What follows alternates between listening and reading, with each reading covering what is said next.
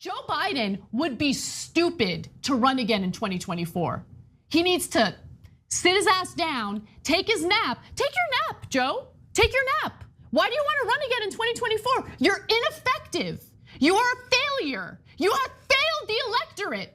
You have all these people showing up to vote, canvassing on your behalf, ensuring the two Democrats won the Senate runoff races in Georgia because you said it was so important to have that majority in the Senate.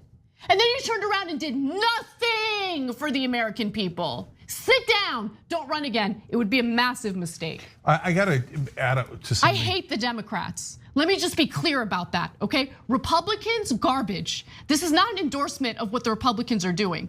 I am furious that the corporate Democratic Party fearmongers about the right wing and then enables them. That is all they do. They enable them day in, day out. I despise these people. They all need to be primaried. They need to sit down, get the hell out of the way, and let actual leaders do the governing. All right, hello people, welcome back to Spar and Brawl. Hope you're having a decent day. As always, I'm joined by my co-host Sam. We're back with another episode of The Progressive World. So Sam didn't have any sketches prepared for us today, so I thought maybe you enjoy Anna Kasparian's little rant there. You know, her rant wasn't about something that I disagreed too much, but found it a bit funny, you know, given their previous position, of course, but we talked about this.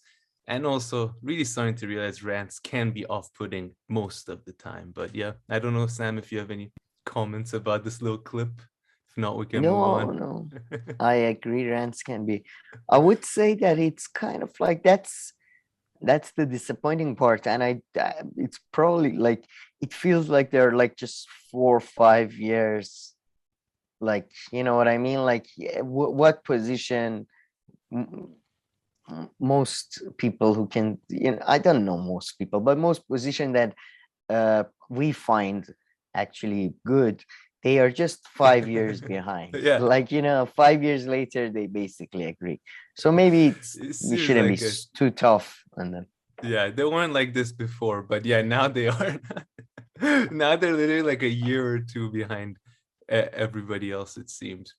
But okay, yeah. Folks, please like and consider subscribing. As usual, you can find timestamps down below. This should be a fun episode, mainly thanks to The Rising. Now that they've morphed into this new show, they've started giving us even more entertaining and more interesting material. So we have a bunch of Rising stuff, including a twerking video.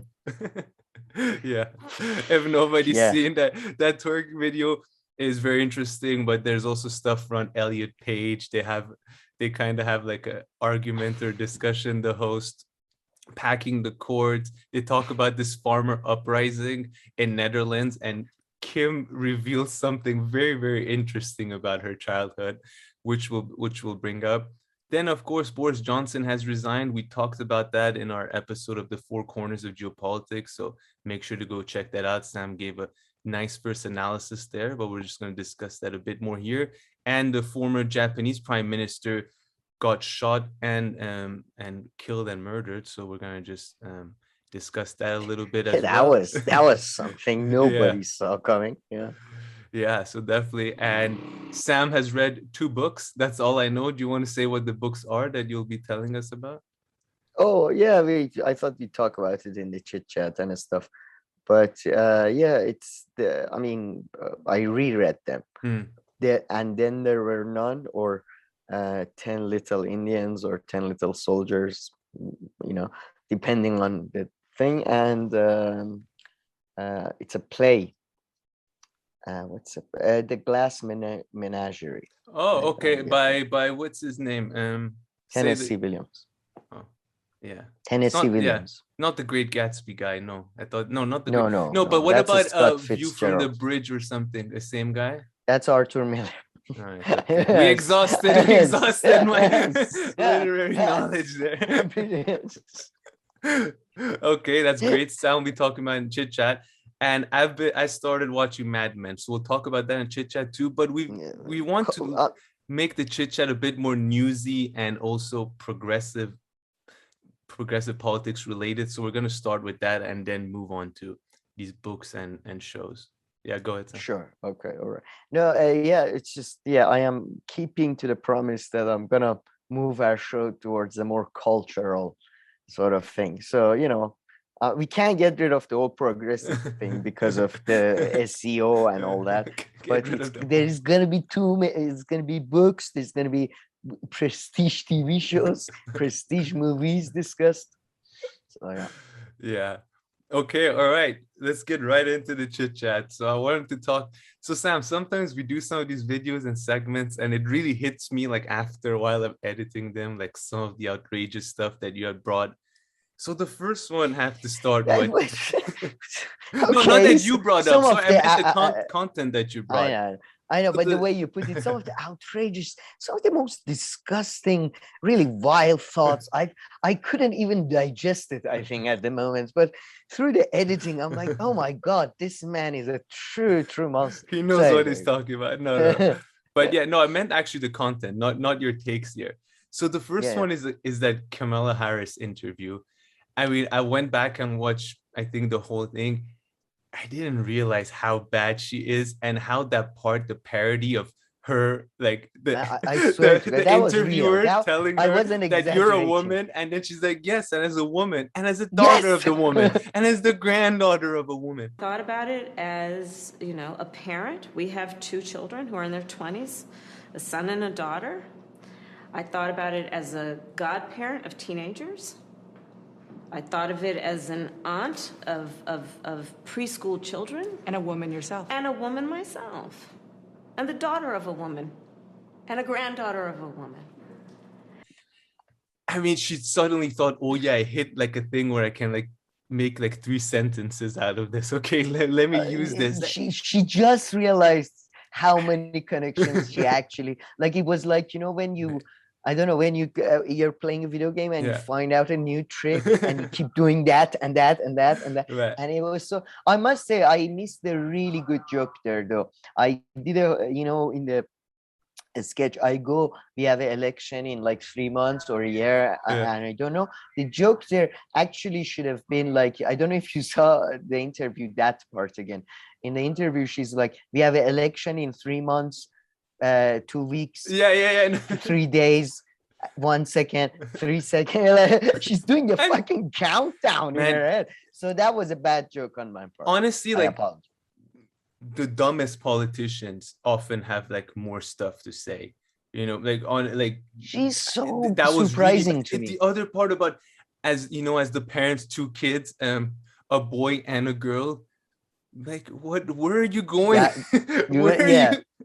No, again, extremely bad. Like, man, I was really, really bad. Like, I think if they took all the people in the US and they ranked them, who would do like as good like as vice president, she would be like in the bottom 10% if they all went through like some kind of trial with like 10 minutes of training, and then you put them all, she would end in the bottom 10. I think she's been westward, to be honest. That's my theory, because futureward. For which means that in Westworld and its sequel Futureward, the original movies and stuff, the thing is in Futureward you find out Westworld, the concept, it's this park that you go in and it's kind of like live action GTA or something. I watched the first episode. So it's you're in it and they're robots, right? Mm-hmm. But in Futureward you find out that they're like powerful and rich people are coming there, and then they are being replaced by the robot versions of them. And then they send the robot versions out. So if you remember, she used to be able to speak, like if anybody recalls in the primaries, Democratic primaries, she kind of crushed Joe Biden. She really, with the whole busing thing. She said, or did she just have the bus thing? Was it like that one thing? Was she besides that? Was she articulate? I can't remember. Come on. This is a robot. Yeah. No, she was good. You're right. It's so bad now. No, this is like a robot glitch. This is definitely, she's been Futureward. She's like glitching. She's like the interviewer is like, what are you gonna do? And she's like, what are we gonna about what like she's literally like, okay, programming does not work, programming like it's I mean okay, let me put out a theory then. Given this information, this new, if she Given was my before, robot like theory. if she was previously, more articulate and better, so maybe they started giving her like some special like advice on Drugs. how to Oh. drugs. No, but sometimes though, when they start giving you like a lot of advice and say stuff, maybe And she's they got it break in you her down. head so bad Yeah. that she Maybe, like maybe. lost her confidence. But usually those things last for a few months, and then you make the adjustments with like the tips that you were given. You take the good ones, you let go of the bad ones, and then you become normal again. Not like a year and a half in and you're just getting worse and worse. Like she won't be able to speak, right? Like next year this time, like she won't be able to do interviews because she can't speak. They'll be like, sorry, she can write you an email. By the end interview. By the end of the presidency, she'll be like, every time you ask a question, she just breaks into laughter. I mean, like it's she's gonna need like someone to take care of her by the end of like, by the end of the presidency. She's being like pushed in a wheelchair. She's like forgot like all adult behavior.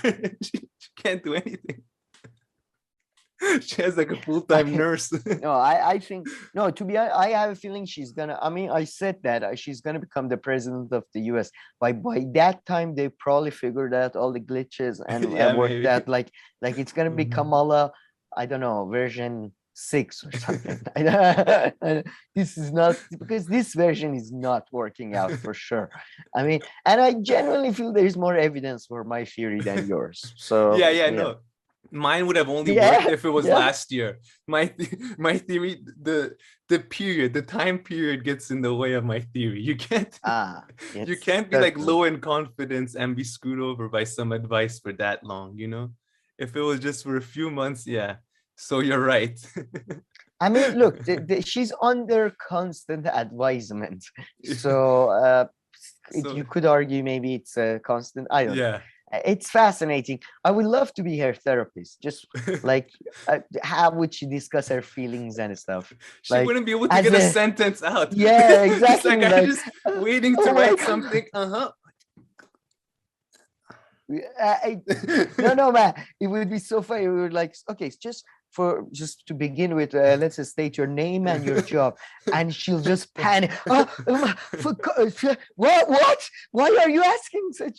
She just, it's so funny. It's just fantastic. But funny. She's great. But I must say though, I had high hopes for her, and as the when before she became in a the 70s. Compared to most politicians, though, she looks good, and I like that about the politician. Like her looks, or looks and a style, like dresses. True, you know what I mean? Stylish. And it's so disappointingly so rare with politicians.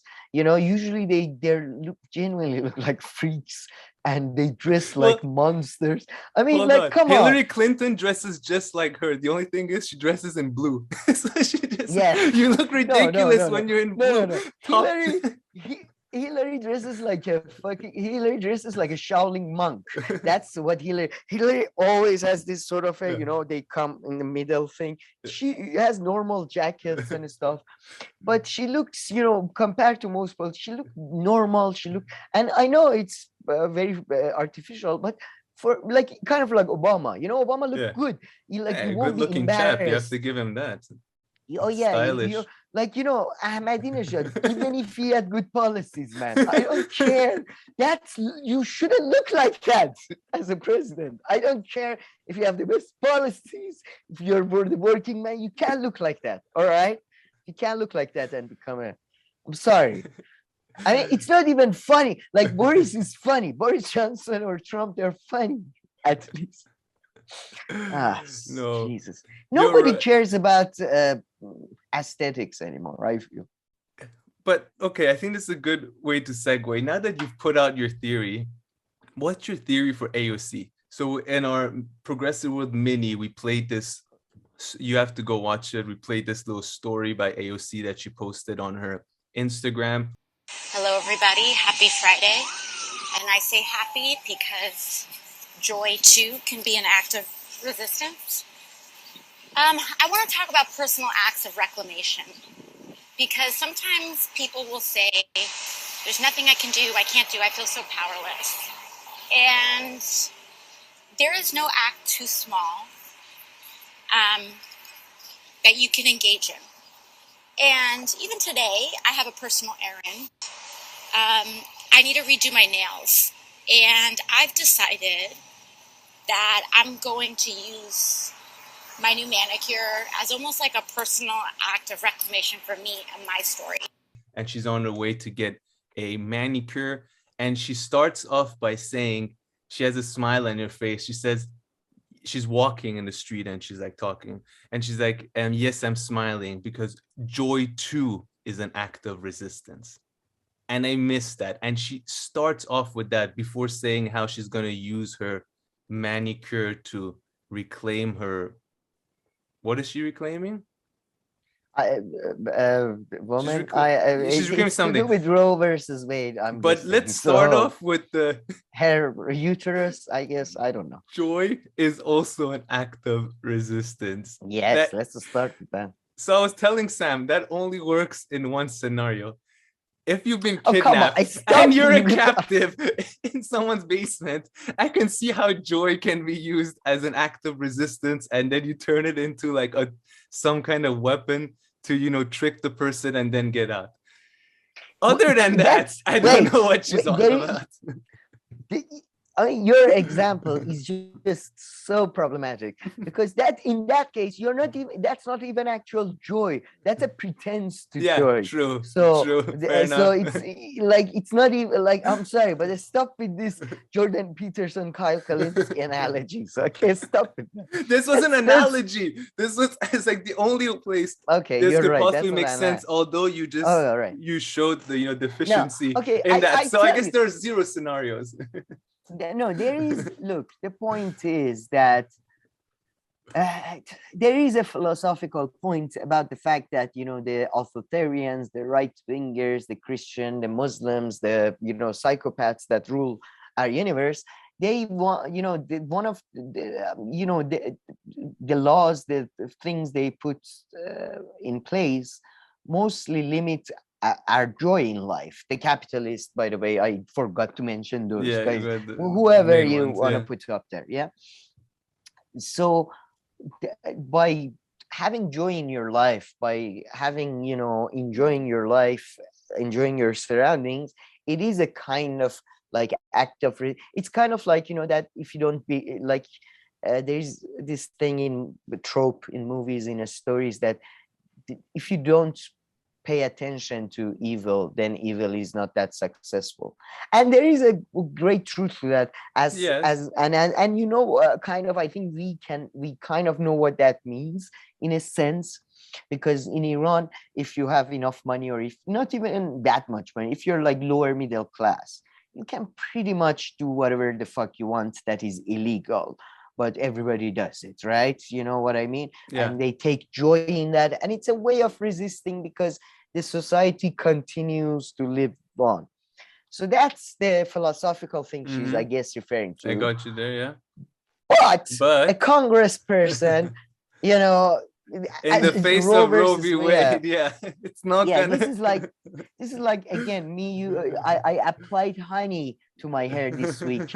I'm resisting the empire. I mean, look, there is some philosophical things you do for your self-growth and for yourself to live. Yeah, but then there is like genuine social, functions, social. She's just such a. The highest level of her life should have been, she should have been one of those people who writes greeting cards, Hallmark. She should have worked at Hallmark. So I'm not being mean. That's a genuine thing people do, and it makes a lot of people happy. That's a copywriting job. That's a good job. I will take that. I'm not too sure if she has those kind of writing skills, but yeah, maybe. I mean, probably that's the thing. Probably some other people told her to say this. But then, the thing, especially because it shows how out of touch she is, especially like I'm getting manicured.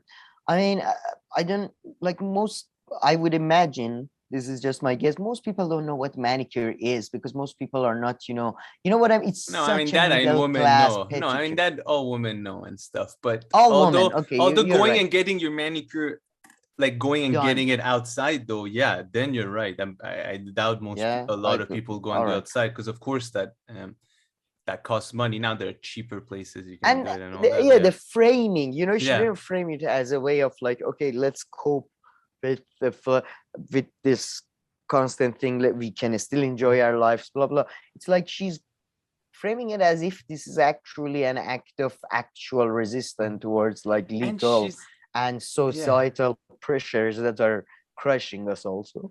Exactly. And I mean, that would you gave the Iran example, so maybe there it would there it would be a thing. I mean, if you were like, I don't know, you happen to be some kind of female politician or something. And I would there, say because there's some limitations on those kind of freedoms, although you're allowed to do whatever you want with your nails. But yeah, maybe in Iran, if some woman films that, yeah, I'm going to go get my hair done at the hairdresser, because joy too is an act of resistance. I think there in that context, it would make a little bit more sense than a congresswoman in the US. And on top of that, she's also in the state of New York, where abortion will remain legal anyway too, right? But I mean, sure, I guess she's doing this for the country. Solidarity for the country. I would add, I just wanted to give that philosophical bullshit explanation because I do oppose that extremely, because that's defeatism. That's what happened in 60s. In 60s, when social movements failed, those people who were I mean, it's fascinating to see how many of the Chicago 7 turn out to become financial managers. It's basically turning inwards. It's basically admitting defeat at the societal and at a societal and constructive at a larger scale way. So I'm just saying, I was giving the most charitable interpretation to then say I don't necessarily agree with it. But yeah, it's to be honest, I'm giving too much thought, I think, to her. Probably her thought process was that I make Instagram live video about how these women should do these things because it empowers us, and a lot of women, because a lot of women, just like a lot of men, and I would go further than that, most women, just like most men, are idiots. So they see that video and they go, oh my God, she's such an inspirational person. 100%. I need to go get my manicure done by an underpaid Filipino so I feel empowered. Yeah, that too. I wonder. No, but but AOC goes to her community to get her nails. Yeah, no offense to minority of men and women who are actually intelligent, but I mean, I don't even know majority, but certainly I really believe this, that certainly plurality of people are extremely stupid. In that way, like in that area, because I mean, yes, in that stupidity way, and smartness they have highly technical skills. For example, Ben Carson always comes to mind because he's one of the best surgeons, brain surgeons in the world, but a complete idiot. So in these matters, so you're right. I guess I am. That's the thing. People like me are complete fucking dumbasses about many technical issues that they know about, and for example, that are important as well. I don't know, like how to build a house, how to help somebody if somebody has a heart attack. I wouldn't know how to do all that. So it's all. But don't want to come across as too much of a bigot, I guess. But I mean, seriously, like, I mean, we talk about like, new left versus old left, like, material needs versus this kind of going after like cultural wins. But what AOC was going for after that was like another level. That was just like beyond the kind of like Frankfurt School and all these kind of things that we hear and criticize sometimes.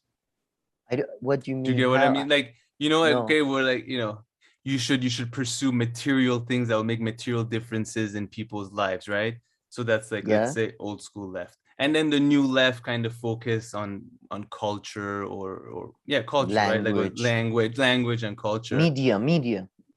And then this video that AOC did, I feel like went even like further than that. I don't know what it is. Like the new left. This is the way she was. This is I mean, liberalism. beyond liberalism, I don't know, man. Yeah, sure, liberalism. No. Yeah, you're right. Liberalism, yeah. Focus on self-improvement. Mhm. Focus on self-improvement because you're the center of the universe. And if you have convincing enough arguments, and if you're a nice enough person, you can change the world. Yeah, well put better than me. And I guess the last thing that I want to mention, kind of progressive kind of stuff. I wish it was true, by the way. Yeah, for sure. What do you make of the new Katie Halper intro and both the graphics and the songs? Do you love it as much as I did? Should she please send the name of whoever did that to Kyle Kalinske as like she a said favor to everyone? To Kyle. Yeah, Kyle, please. I'm sure you have some money. Please just go give it. Ask this person to also do your thumbnails, your graphic design, and everything. It's amazing. I love it. Kyle really gets personal and shit about this type of stuff. I feel because I've discussed Crystal and Sagar's dress sense many times. I find it to be really bad, but. Have you seen their Breaking Point set? It's such a beautiful set. Rich background. There is a tiny it's not too much. It's not too their set is great. It's just their set is beautiful. And Kyle is constantly in contact with these people. Like, I'm sure there is so many times that Crystal is like, so Kyle, this is John. He does our set. Do you want me to introduce Kyle? Would you like to meet John? Because I think he does good sets. He knows how to do a set. And I'm sure Kyle is just going above his head like, oh, yeah, dude. Yeah. Nice to meet you, man. Nice to meet you. Like, just what do you think of gel? I have this new gel. It doesn't like, man. Kyle is like a stylistic. Well, I love the guy for his coverage back in the days or whatever. He's an interesting character, whatever. But yeah, it's stylistic wise. Just let him be. Someone needs to impose it on him. Like Crystal needs to impose a few things. They are in a relationship, right? Yeah, I know. He's just. But Katie Halper's new opening is just bloody fantastic. Love it. Bloody good. It's so good. Nice. All right. Well, I'm glad we're on the same page. It's short.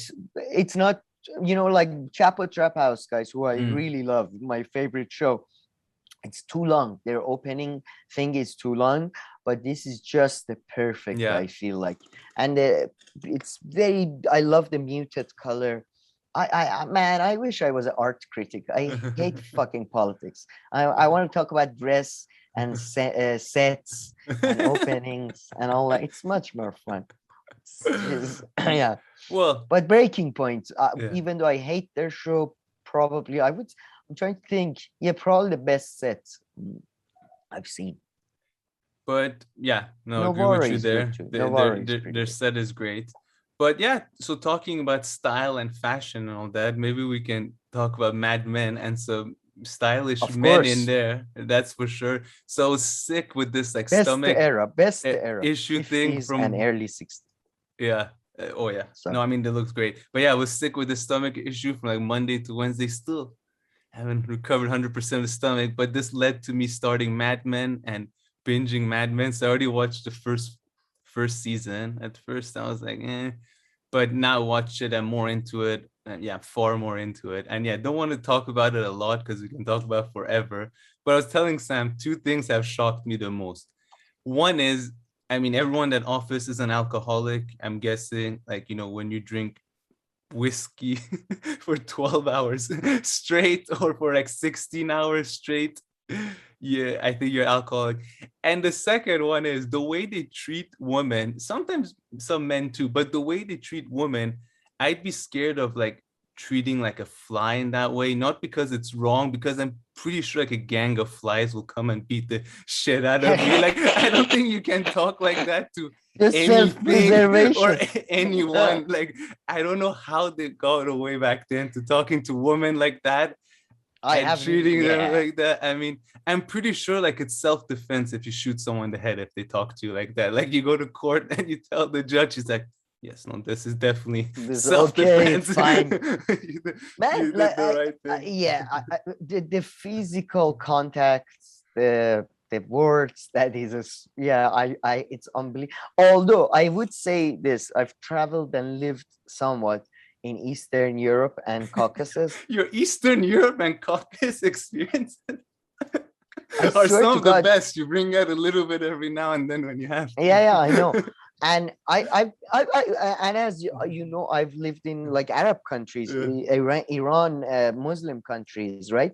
I've been like in Arab countries, especially in Iran. I've never seen one, but in Arab country, I met people who were in a they had more than one wife, right?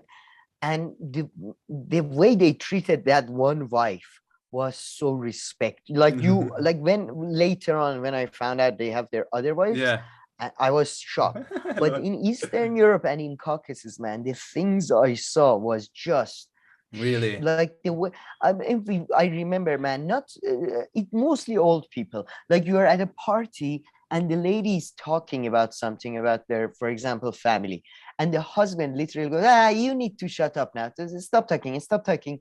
No, it's not like that. And it's like, and I swear to God, man, like all the foreigners in the party were just like, what the fuck? Did he just say like be quiet to somebody? Like not even forget it's your wife. Forget it's men, women, kids. Yeah, it's just like dog, yeah, cat. Like it was like they were talking to children sometimes. Yeah. And it was just shocking to me. Like I've never seen any, even as I said, people who are in relationships that are obviously in a way more sexist, I guess, because they have more than one wife. But yeah, it was very shocking to me. It was just unbelievable. Yeah, Mad Men is like that too. And like, I mean, Mad Men speaking is of like that, kids, there's one scene in season 1 where one dad doesn't slap his own kid, slaps another kid, like someone else's kid, for running around in the house, slaps him. The kid just stands there. Then the dad comes, like, what happened? And then the dad who slapped him is like, yeah, he was being a bad boy, but I told them you don't need to ground them anymore. It's okay. Now go on. That I can relate to a bit more, because I mean, in Iran though, you had you had like people of your locality, like, you know, that, for example, the grocery shop owner, like you would try to steal something from the grocery shop and they catch you and they, you know, they put a slap on the back of your head. They bring you to your house and they will like, Mrs. Yeah, I mean, that and context then your was mother a bit would different, be like, oh, though. I mean, I don't know about slapping in the back of the head. I hadn't seen that. But yeah, if you're stealing something from the grocery, I can see on that. But this was like in someone else's house and the kid was running around and he just slapped them. But I mean, people, I think, were slapping their kids until like the 80s and stuff. Like, I think they still do. I haven't seen, honestly, I've never seen in my life, really. I don't think so. I've ever like, we were seen born that. in 90, both of us. I think my mom or my dad once slapped me, but I don't remember what happened. Like it was like that slap, not this. But no, I don't recall any. The funniest story, man. My grandpa, the one who passed away years ago. He was let's say he was a very nice man. Okay, he was. I don't want to say that he was a pussy, but it was my grandpa. He was a very, very nice man. He was like the sweetest man ever. And then because he was a businessman, but within the family his authority was almost like zero. Like so, you know, one time my uncle apparently smoked cigarettes and somebody sees him that he has smoked cigarettes and stuff, and they tell my grandmother. My grandmother then goes tells my grandfather, and my grandmother is exact opposite of my grandfather. Like, you know, she's more like a Hulk or some kind of a, like some kind of a evil like character of like, so she's like, you should, you should do something about this. This fucking kid is like, well, what are you gonna do about this? And oh my God, my grandfather is like, yes, I'll do something. He goes, talks to my uncle, and my uncle is like, yeah, somebody I was, I was walking around or something, and some asshole just took my face and just puffed the smoke into my face. That's why I smell like a smoke. Because my grandfather didn't say somebody saw you. They said you smell like a smoke. Yeah, said, yeah, it wasn't me. It wasn't me. So this is now we are in 1960s. We are in 1960s. So my grandfather comes back, tells my grandmother, yeah, this is what happened. He didn't smoke. Oh my God. Okay, my grandmother is like, no, if somebody saw him, you fucking idiot, go deal with him. And then the funniest part happened, because the thing is, men usually like beat their kids with a belt, you know, that's like a trope or whatever. So my grandpa apparently takes the belt out and he's like, yeah, I am very angry now. He goes into my uncle's room. My grandmother and the sisters are outside kind of cheerleading him on. Yeah, go on, fuck him up. And he goes up. My uncle told me that he took it up, and my uncle was so scared. And then he started hitting the bed besides my eyes. Hey, that's scary too. For the first time, that can be a good, wake up call. He started hitting the bed. I just hitting the bed. And then my grandmother and stuff were convinced that now he's been punished, so they let him go. That was just So I guess in the 60s they were concerned with a young man smoking. From watching Mad Men, you wouldn't get that impression. Although has creeped in, of course, the health issues by that point. They talk about it. It's a topic, and they're kind of advertising against it, and they can no longer do certain kinds of advertising. So all that is going on in season 1. And very interestingly, there's one character is very interesting in that show. It's the boss. He's extremely sweet and nice, the guy who walks around without shoes. And he doesn't drink that much, and he doesn't smoke that much. And he actually tells the other guy, like the guy with the white hair, the old good-looking guy, he's like, stop smoking so much, a sign of weakness, because the guy was kind of just like, because he's the real monster. This is algorithm. This is capitalism, algorithm power at its best.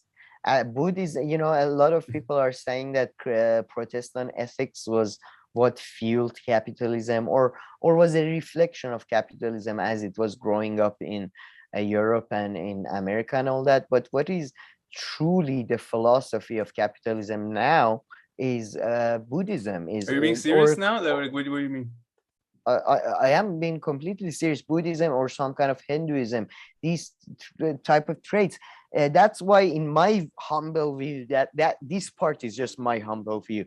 It's just that India was basically the first country to get capitalized and to progress that far, because it's the end point that you Stoicism, which is the Greek version of, I would say, Stoicism is largely the Greek version of certain interpretation of Buddhism. This idea that you have to accept life and accept suffering, and you have to be calm in situations. You should not be emotional. You should not respond to situations according to your emotions. You should be logical. This is the end game. This is the monster. This is the robot. At that point, humanity doesn't differentiate between humanity is no different than a robot, in my view.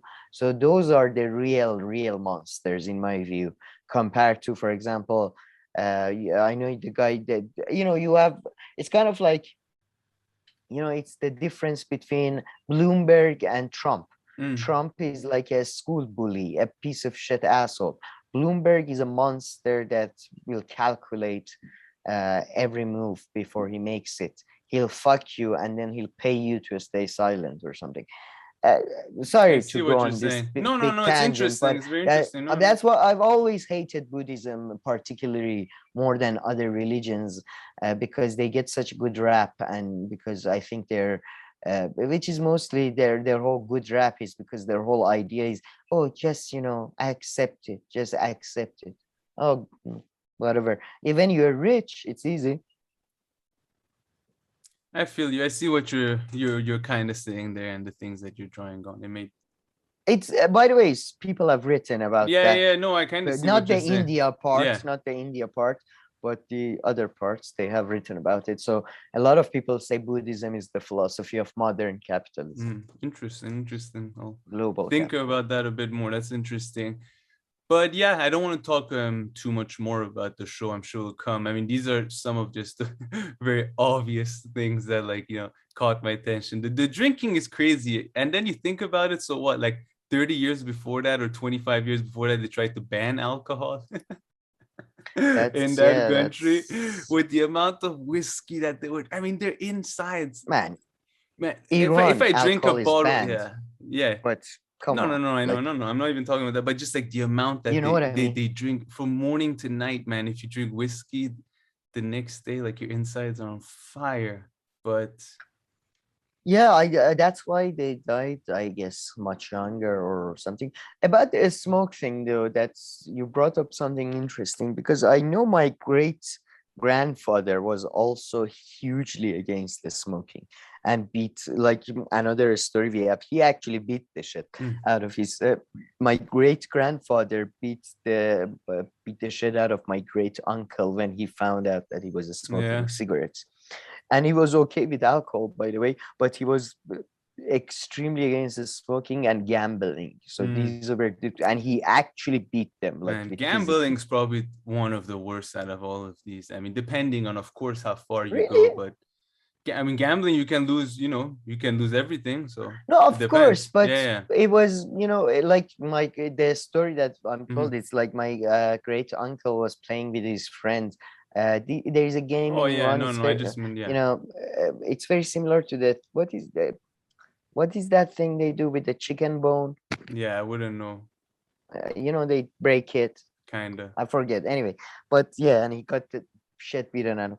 But I feel like there is a bit of a lie going on about the fact that cigarette smoking was advertised, and I know it was advertised as a cool thing, but from everybody I talked to that is more than 8 years old or something, everybody knew smoking was bad for your health. Nobody was like going, I'm smoking shisha or I'm smoking cigarettes because it's good, because there is adverts that they show even in Mad Men that 9 out of 10 doctors recommend smoking. But I don't understand how could that have ever worked, because people have been smoking pipes for years. So I don't get that. I don't know. There's a bit of bullshit going on there. I have a feeling, like it seems to me, at least like since the 20s or let's say 30s, it started being out there, like it started becoming more and more common, perhaps, that smoking can be bad for you. But I'm sure a lot of people knew way before that, because you're right. Course. When did they start smoking pipes? Although, did they realize, and sometimes, and back then, people used to die so much earlier and younger. So a lot of these things, for instance, a lot of heart issues and stuff, you didn't see them until people started living a bit later on. No, man, that's what I don't believe that. That's the thing. I genuinely don't believe. I think they're lying, because everybody knew pipe smoke. The people have been smoking pipes for thousands of years. Everybody knew it. That was like, it's such an obvious thing that it's bad for you. So I don't know. I agree with you that during the last 20-30 years, medical sciences and the advertisement on television completely changed. But again, my dad tells me a story. In 60s, in 70s, he used to have a book. My grandmother says that he used to think your dad is such an intellectual because he always had a book with him going out, and the book was emptied out so he could put his cigarettes there. So this was never something that was approved of. I don't understand. But you're saying 60s or 70s, so maybe before this. it I'm was. telling you, my Yeah. great uncle, Yeah, man, yeah. that's like 1930s. He got beaten the shit out of him Yeah. because that was genuinely 1930s. Yeah. Maybe it's very America specific, Yeah. maybe, but it feels very weird to me Yeah. that, there was a time when people thought smoking was good. Like, as in, if your father found that, he wouldn't like beat the shit out Yeah. of you.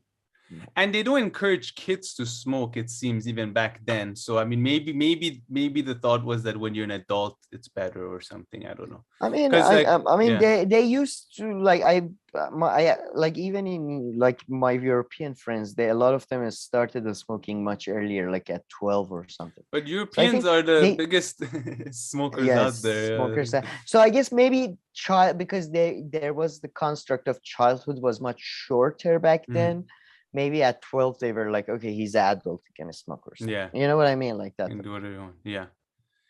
But yeah, but enjoying Mad the Men show is a now. great Season two. The story wasn't that enticing and thrilling from the beginning, but now it's getting better. And there are two people whose faces I can look a little bit, but not too much.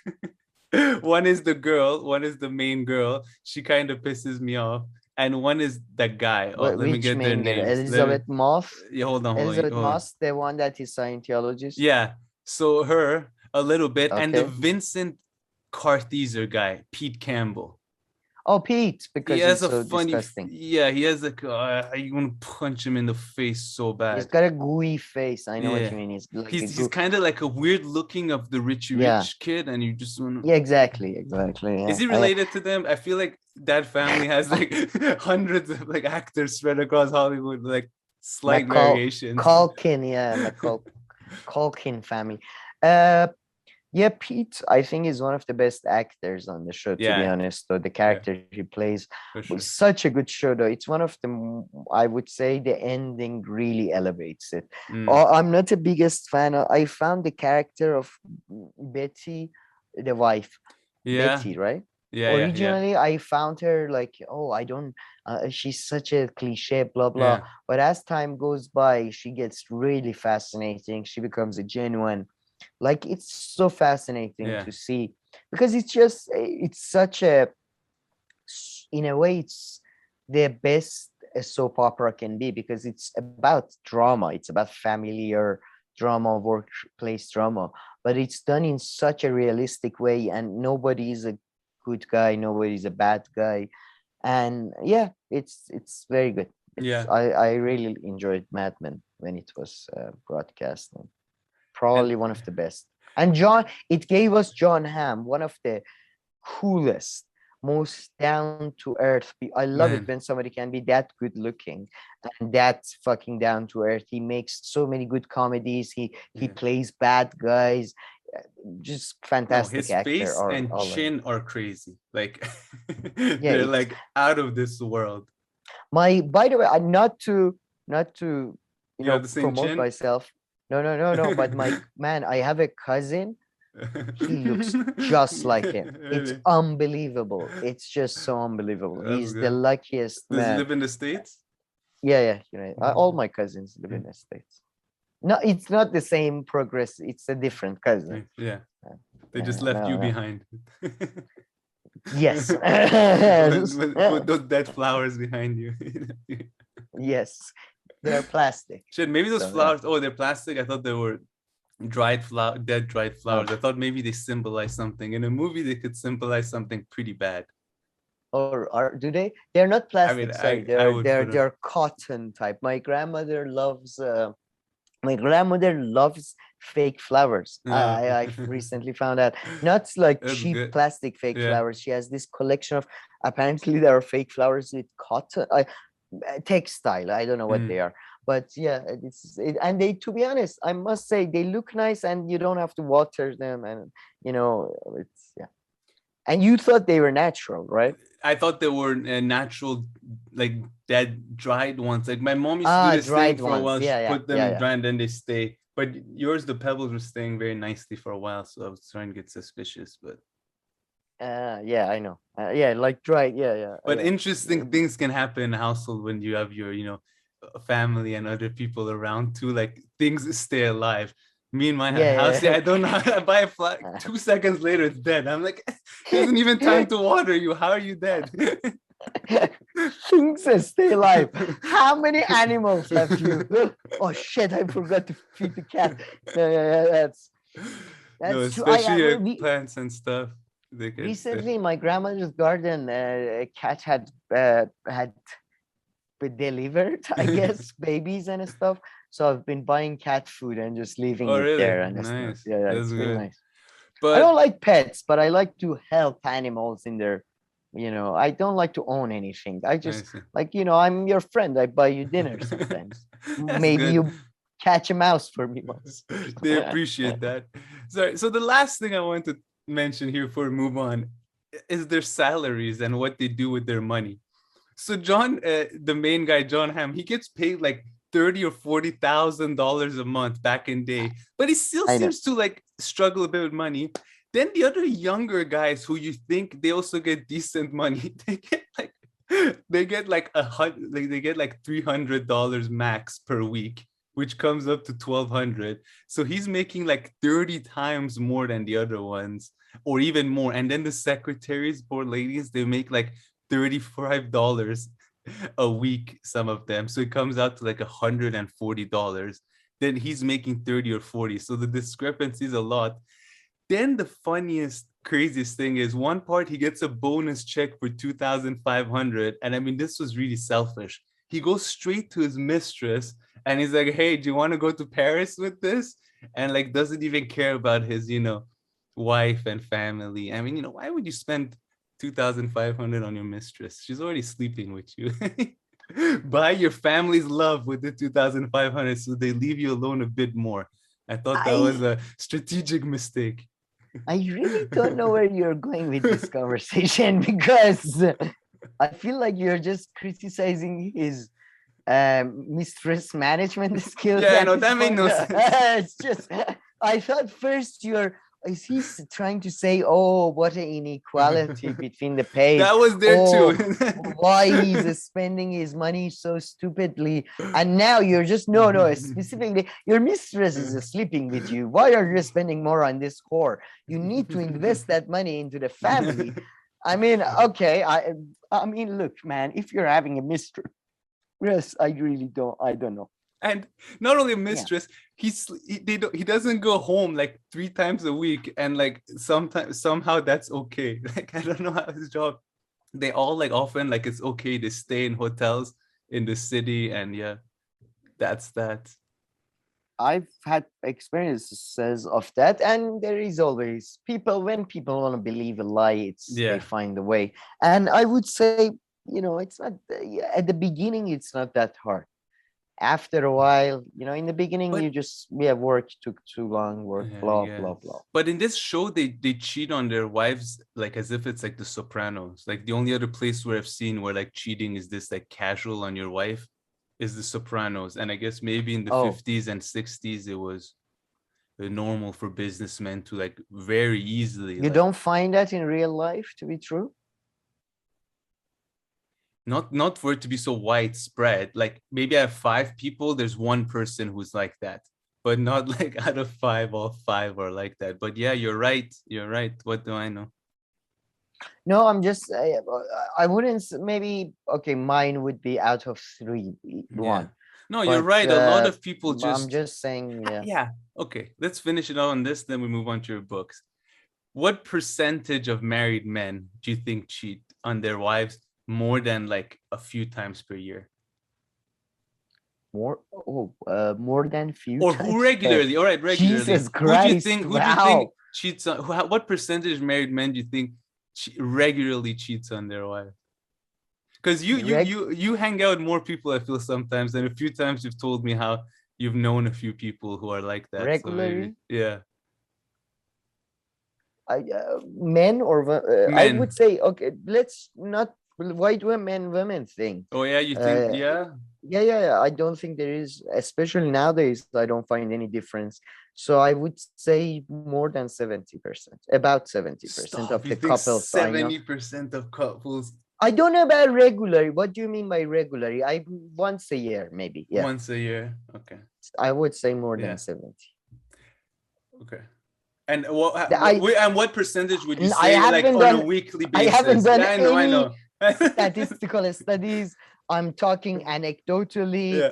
All that. just Okay, and saying, what you know. percentage would you say just like cheat on like a weekly basis? So they have like 1 or 2 mistresses and That I don't know. I've less, never you seen think? any.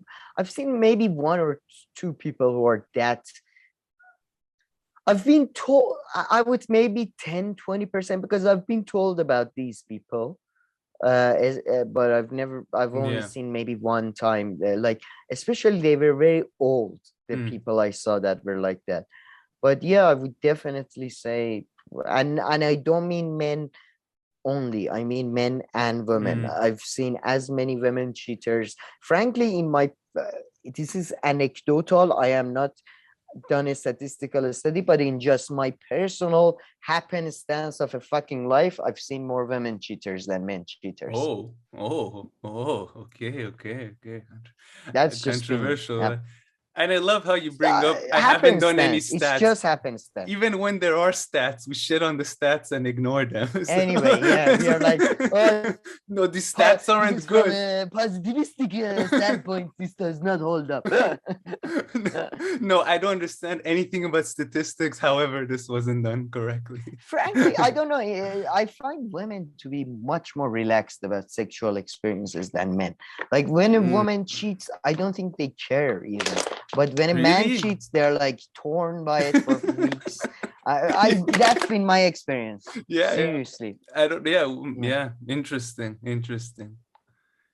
Okay. Again, all right. I again, statistically speaking and legally speaking and culturally speaking, women have always been in sadly, women and men both have been in an unequal society where there is expectations put on them that may not fit their mental status, whether they're a man or woman. And women seem to have been on the worst end of things usually, because they are not allowed to be financially independent a lot of times. So I was just saying a personal experience of some idiots, Yeah. It's not, let's not, Yeah. Financial independence. don't wanna- That reminded me. I'm surprised they give money to the women in Mad Men. I'm surprised. Why Like are- that's the way the they way they treat them. treat them. Yeah. Keep them Yes, on a yes. leash until the convenience store and back, or something, until the supermarket. It's just insane. But all right, enough Mad Men. Should we move on to your 2 books? Yes, let's do that.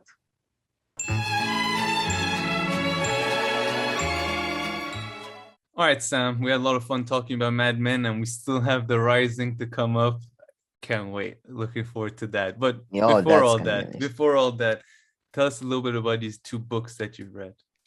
Well, I kind of Reread. lied. Okay, you looked at. Yeah, I kind of lied. I read. What's your agenda? Let's get to your agenda. Let's get straight to My it. agenda is to pretend I know more than I do. That is the main agenda here. Okay, but no, I read what's it called? I read and then there were none, or the 10 Little Indians by Agatha Christie, because I saw this video. I read it many years ago. Spoiler alert! Spoiler alert! For anybody who hasn't read it, definitely read it. The best, probably the best crime novel ever written. But although no, it's not my favorite, so no. But anyway, it's I saw a video on it that was I had never really paid that. Originally the book was called 10 Little N-Words. Okay, that was the original title of the book. Yeah. But when they published it in America, they published it as 10 Little Indians, right? And Indians nowadays have its own problematic use as well. Some people say it's offensive to use for Native Americans, right? But then there's this great channel on YouTube called It's Just a Fantasy. And there was this lady who analyzed the book and analyzed, because this book, I have to spoil it a bit. So please, if you haven't read it, this is mostly for Carbomoth, because I know she has read this book. So, but a spoiler alert, a spoiler alert, a spoiler alert. The book is it's a theme that you've seen in movies. 10 strangers are invited to an island by somebody, and then when they are invited there into this island, Soldier Island or N Island, whatever, and then in this island, then suddenly a grand comes on and plays this voice that accuse all 10 of them of committing a crime, not a actual crime, but a moral crime. For example, a doctor who is drunk when he's doing surgery and messes, or a police officer that lies under oath to get somebody capital punishment, perjury, commits perjury, things like that. And then one by one, they start dying. And obviously, nobody else is on the island except these 10 people. So one of them is the killer, right? And it's the most amazing. It's gripping. So I finished that book in a day. Is there a TV show or a movie I can watch? Gripping. Yes, there is movies, but the movies, sadly, the old movies at least, changed it to a happy ending. The book has a very dark ending. Really? They changed it to a happy ending. There was a recent BBC TV show which I had huge hopes for. I was so excited about it because of the actresses. Sam Neill, my favorite actor of all time. Yeah, I just saw it actually. Yeah, and but the problem with that, in my view, was that it was.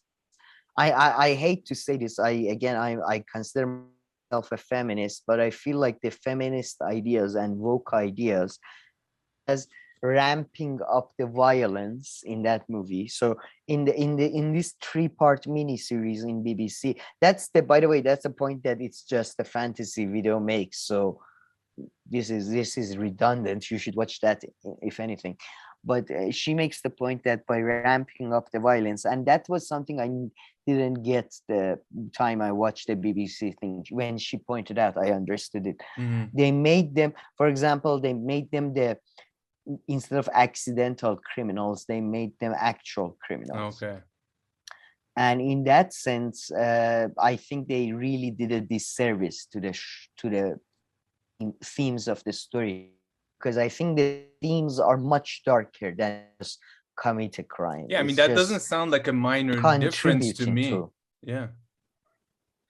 Well, for example, there is one guy in the story that his crime is that he's a major, or he's a sergeant. He's a high-ranking military person, and he sends his lovers to the front lines, right?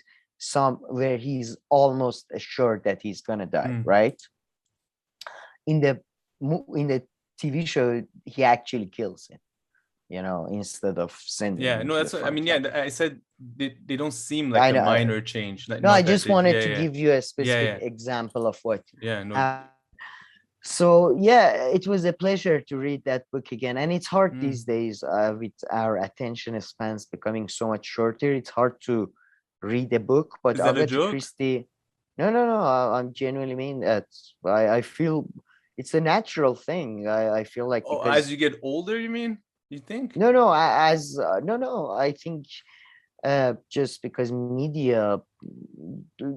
I don't think it's a negative thing. Like a lot of people always go on about how the new generation can't pay attention. I don't think it's necessarily a negative thing, but it's like it's hard to enjoy opera nowadays because we are used to much different entertainment. Our brains are okay. So yeah, you don't have the reading stamina that you would have if you're reading more books more regularly. Exactly. In your case, yeah. And I remember before internet. I remember before, prestige, that everything. I used to read a hell of a lot more books and blah. And I not that it's necessarily better. I do not believe books are necessarily better than other forms of media, but it was a pleasure to enjoy a book as well. And with Agatha Christie, you can never put the book fucking down because she's just, well, she's the best in my view. Yeah. I don't give a shit if, literally speaking, there are better authors with better symbolistic themes. She's the best writer in my view because she's the most engaging. Yeah. And that's what entertainment is about. Not this is not fucking academia. I hate boring, pretentious books. Yeah, for sure. So Man, yeah. when I was a kid, Yeah, in my sorry. room, I had like 2 bookshelves like that full of Agatha Christie books. But I think Really? maybe I read like 5 pages of one of them because it was my mom's favorites. She brought like all her books and stuff and like put them there, the hopes that I would read them. But Maybe one day. Okay, I mean, it's hard that's to why I not know get Agatha engaged. Christie. Cool, yeah. It's hard not to engage with Agatha Christie. I must say, you really are literally deficient. I must say, it's Agatha Christie. Come on, Just it's deficient. just too. Because the thing is, always, she starts with such a mystery, always such a gripping sort of a enigma, and it always ramps up like and she's like those artists, you know, it's always like the best artists are the artists that break the rules, blah blah blah, but she genuinely does that, but she does it in such a, I mean, in this, the book I just mentioned is the one of it breaks I mean, I again, a spoiler alert, but are you gonna read it ever? No, I don't think so. It's fine. No, I actually I want to ask you, so what happens at the end that is so dark? So you're never okay, all right, I'm gonna spoiler. So it turns out one of the 10 people was a judge, right? Was Justice I believe just Hartgrave, Watergrave, I forget the name anyway, but anyway, he was the one who planned so the book, actually, I believe the book, no, they don't find the murder. And all throughout the book, basically what you're shown is that all of these people deserve their deaths. And they were, for example, and it's, the book is about 10 little Indian or 10 little N-words, and the motive, as there is 10 little statues, like, you know, those sort of almost like racist old-fashioned statues of Indians or African Americans or whatever, you know, and as soon as one dies, one of those statues breaks, right?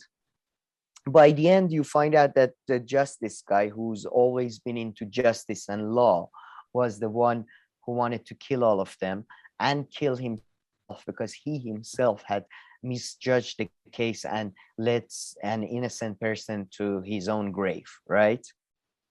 But more importantly, he mentions that he's leaving the worst for last. And one of the last people who gets killed is this guy who in East Africa stole all the food from a tribe and left them for dead. So left them for starvation. So the whole theme of the book is that all of these people are highly respectable people from the British high class society: a general, a teacher, a lady of the church, a soldier of the empire, you know, all extremely, there's a rich boy, sort of a rich aristocrat type thing, a doctor, you know, all of that. So you find out the true savages are these people. The true savages are the people who, you know, and again, in the TV show, by making them literal killers, it robs it of this as a reader, because as most readers, I would assume we do not real crimes, but as most readers, we are sort of partially responsible for the crimes of our society, our communities, our families, whatever. So yeah, it's it's fantastically written, fantastic, and it hits you in ways that, you know, when a book is engaging and it's deep, I think it's just another level. And I definitely agree with you. Yeah. Just to go on for a little bit longer, I think it reflects it reflects an evolution in Agatha Christie's thinking. Agatha Christie, especially with there are a couple of her books. There's this one, Murder on Orient Express. Yeah, that one I think I read like 10 pages. Oh, that's the one. That's probably her most engaging. Evil Under the Sun, Murder on Orient Express, and then The Last Curtain, which is the final book of Poirot. Murder on Orient Express, Evil Under the Sun are all Poirot books. I think those three books and this book reflect a fantastically strange evolution in Agatha Christie's thinking, because Poirot is a character who's very much about right and wrong. Mm-hmm. He's a Catholic. He's a Belgian Catholic. He believes right and he's wrong. In the books, especially, unlike the TV show, he's not a particularly nice man. He's a very what do you call it? He wears a fake mustache. He colors his hair. He's extremely obsessed with appearances and class, and that he's black and white. Good law is good and unlawful is wrong. And throughout Evil Under the Sun, Murder on Orient Express, and then Last Curtain, and I would add, and then There Were None, or 10 Little Indians, especially because this lady pointed out, I like to call it 10 Little Indians. I think, in that you see an evolution of her changing the concepts of morality in these four books are challenged so much that it's fascinating. The concept of what is morality, what is killing, what is I find it just fascinating. Definitely. That would be I mean, I know it's a cheap paperback book for just fun reads and bullshit and it's not substantive, but I love it. So you sold me. That was the most interesting review of a book I've ever heard, including the ones you've previously given. So have you ever listened to any other review of a book? That's true. Well, I heard you maybe me a couple of times. But I mean, I have nothing to say about that. I can just push back on one thing concerning books. Yeah, of course. Which is, I mean, whenever you read non-fiction books, though, I feel like if it's a good book, a good one written, you really do get a lot more on the material than whether if you just read even scientific papers. Because I guess just the author has so much more time to dive deeply into a topic. Like anytime I read a book on a topic, I really felt like it was like as if I read 10 scientific papers. Like I get that impression. You mean a non-fiction book? Yeah, a non-fiction book. Like a documentary book, for example. Like non-fiction, a book written by a professor. Historical. Yeah. And social science book. I'm trying to think of example. Yeah. Yeah, I mean, I'm not that I'm done reading this one whatsoever, but the shortest history of Germany. But I don't know, I feel like if I read this book, then I would have a good decent understanding on Germany, much better than if I read 10 even scientific papers on Germany. I don't know, it's just the amount of time they have with the intro and everything and really get into the subject. But that's the only contribution I have to make.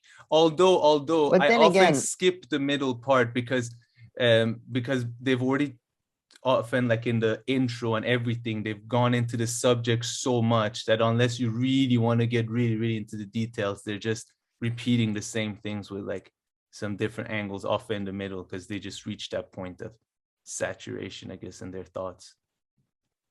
There is this debate in science between validity and reliability. And I think, with a non-fiction book, you get a very reliable book, very reliable information. But I feel whenever you read fiction, or Agatha Christie is a perfect example, because Agatha Christie is solely focused on British, higher class towards the end of the empire. You get more valid experiences, I feel. They're not repeatable, but I don't know. I agree with you. It's a show. It's a good show does the same thing too. I mean, I would argue that for The Sopranos, let's say you won't agree that, but you can say Mad Men, You get a lot of No, Sopranos, man, is a great show. It's just I find it difficult to relate to the I just wanted to aesthetics, give one where you can relate more. I don't see how you relate to men in the 60s in Manhattan also, but yeah. No, but they're asked, man, come on. I haven't been wearing my thin tie I'm recently. a bad influence on you, just showing up here in a t-shirt. Yeah, you in the fall I'll start putting a dress shirt on again. Yeah, but yeah, I mean, I must say though, 50s is followed by probably my least favorite stylistic decade, 60s. But hold on. Let me stop you right there. So one problem I often have with these like overly stylish periods and times, sometimes they can be like, they seem very uncomfortable. But the 60s, they didn't look too uncomfortable, although I think they were still quite close to being uncomfortable, the things that they were wearing. Actually, I think the problem with the 60s was that they were too comfortable. I mean, okay, what are we talking about? Sorry, okay, is that okay? What is Mad Men? Because Mad Men is early 60s.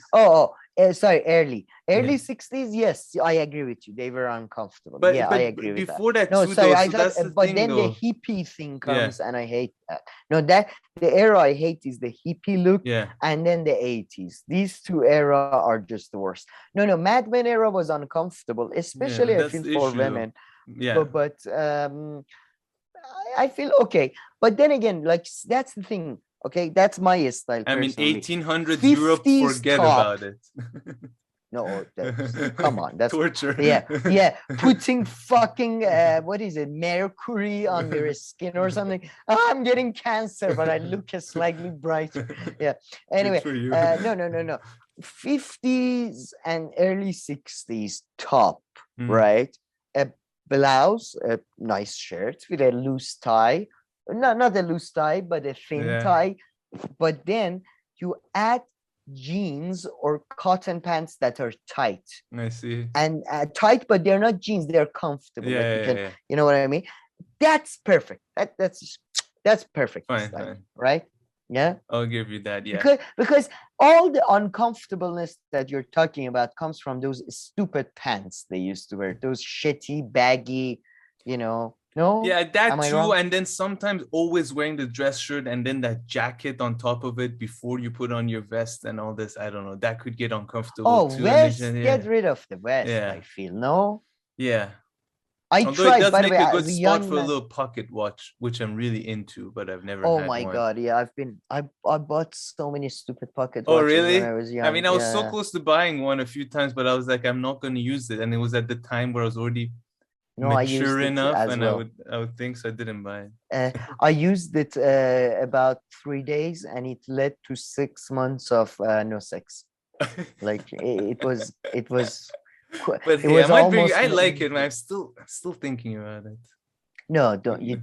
You like it in you know what I fucking tried to bring back and I failed. Walking stick. That I tried it. Walking stick. I tried I bought a really man. I can show you this. I have a really old walking stick, and guess what's in the middle of it? A sword. Yes. I bought it I went to this like old shops and stuff, and it's got it's so cool. But yeah, I mean, but that's pushing so it cool. Because I mean, but then especially if you I can didn't walk. have sex for a year, and then I found out it's not so cool. Yeah. I don't know, that one's pushing it, but you can walk. I mean, my grandpa had one, but he had issues and said he left behind some nice ones. No, that's a cane. This is What's the difference? This is one of those that like you put. No, this is one of those you walk like that with. Oh, you put it under. If you're dandy in like 18th no, I never liked that. Yes, that just seems like inconvenience. Era. You can beat the plebs and the poor if they come close. Like fuck Based off. on what I've seen in Mad poor. Men. You don't have to only beat up the poor. That's the myth. You can go beat up everyone. You can probably stab and kill the poor. True, they don't show how they interacted with homeless people in New York back then. I'm guessing they walked over them. They weren't.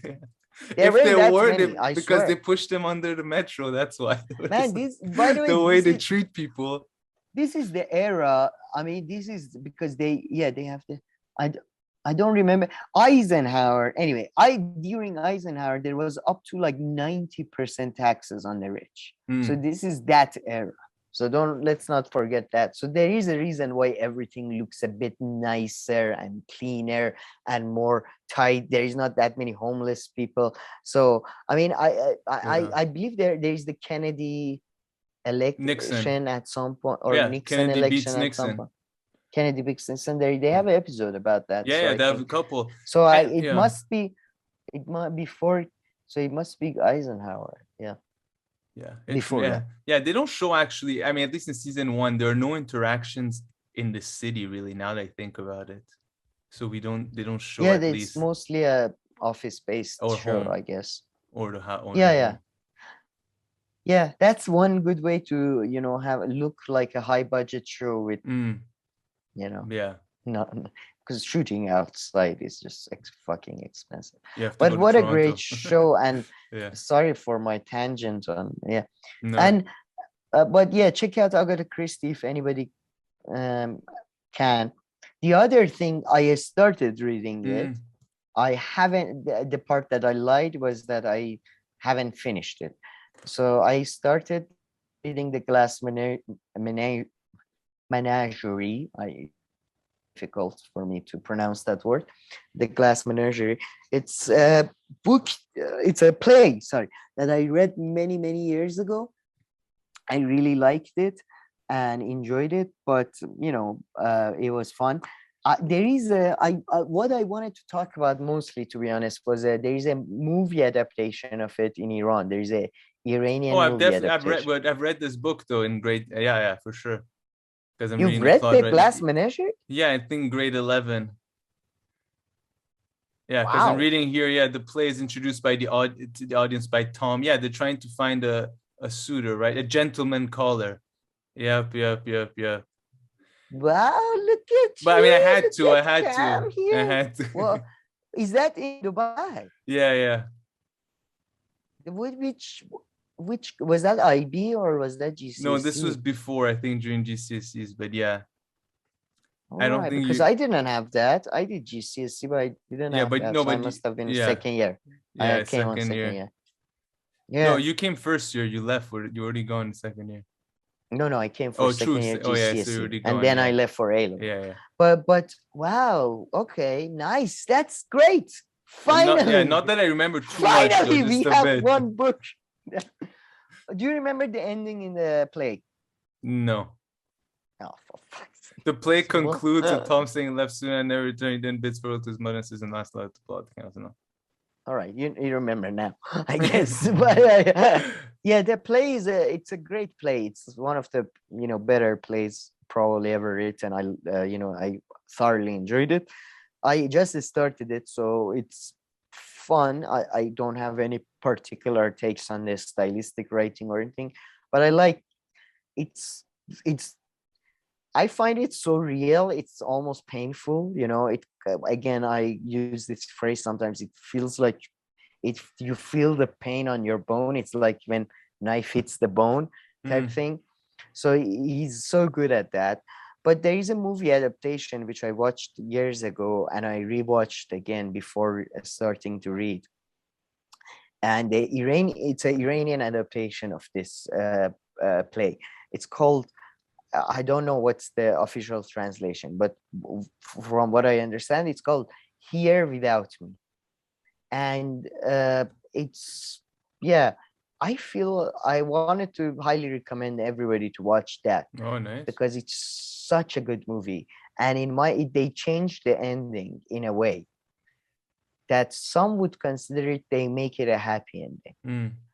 But in my view, it's not really, and it's just it's like it's a weird. It almost like, especially for our times, it's just elevates it. I think. So a spoiler alert again. A spoiler alert for anyone. Try to watch the movie first before coming to listen to my idiotic views on it. But what do you remember? What I don't do you really remember about the don't play? count on me About the too play in much. general? Really, No. no. Something about finding a boyfriend or a girlfriend or a husband or a wife. That's about it. We're talking about a book that I you read about 10 read years. 16 years ago, not Okay, 10 years. All right. Okay, so the main character has a potentially mother. read.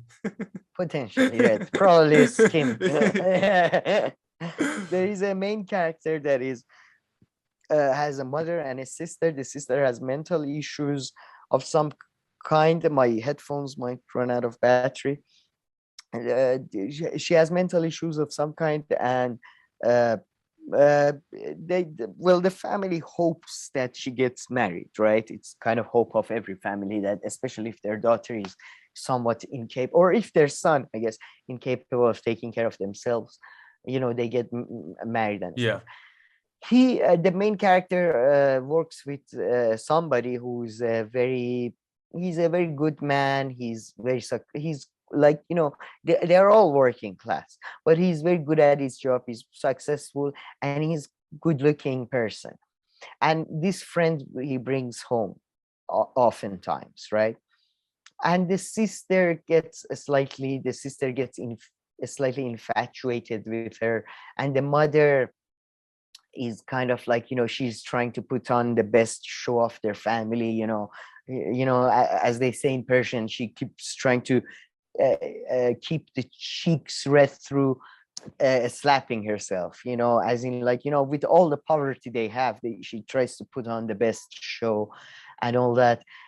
So it's a fast, and the mother is just, again, the Iranian movie, please take a look. I know it's Iranian, but it's worth reading the subtitles. It's good. Anyway, they put on this great show, but in the play, from what I understand, and I'm just started it, they are all hoping that, the guy kind of gets infatuated with the girl and marries her, or whatever, right? In the movie, what is emphasized far more is that the main character keeps telling the family that you're embarrassing me, you're embarrassment. In the movie. In the movie, yeah, you're embarrassment to me. And he already has somebody who he wants to get married to. You're acting crazy. My sister is you're embarrassing us. This is stupid, blah blah blah. Spoiler alert. In the play, at the end, you find out that he's engaged to somebody else, and even though he might have some feelings, or he might feel pity for the girl, it's not going to happen, and blah blah blah.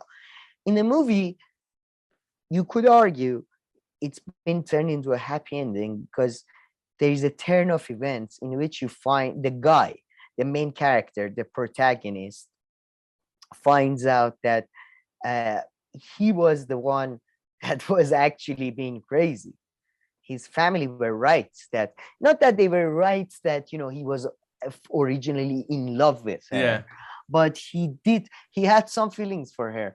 And in the end, he's like, I know it's extremely rude, and I'm taking advantage of you guys because I came to your family space and all that. You allowed me like your son, but I have developed feelings for your daughter, and I was just wondering if blah blah, that could, if I could, marry, be with her, blah blah.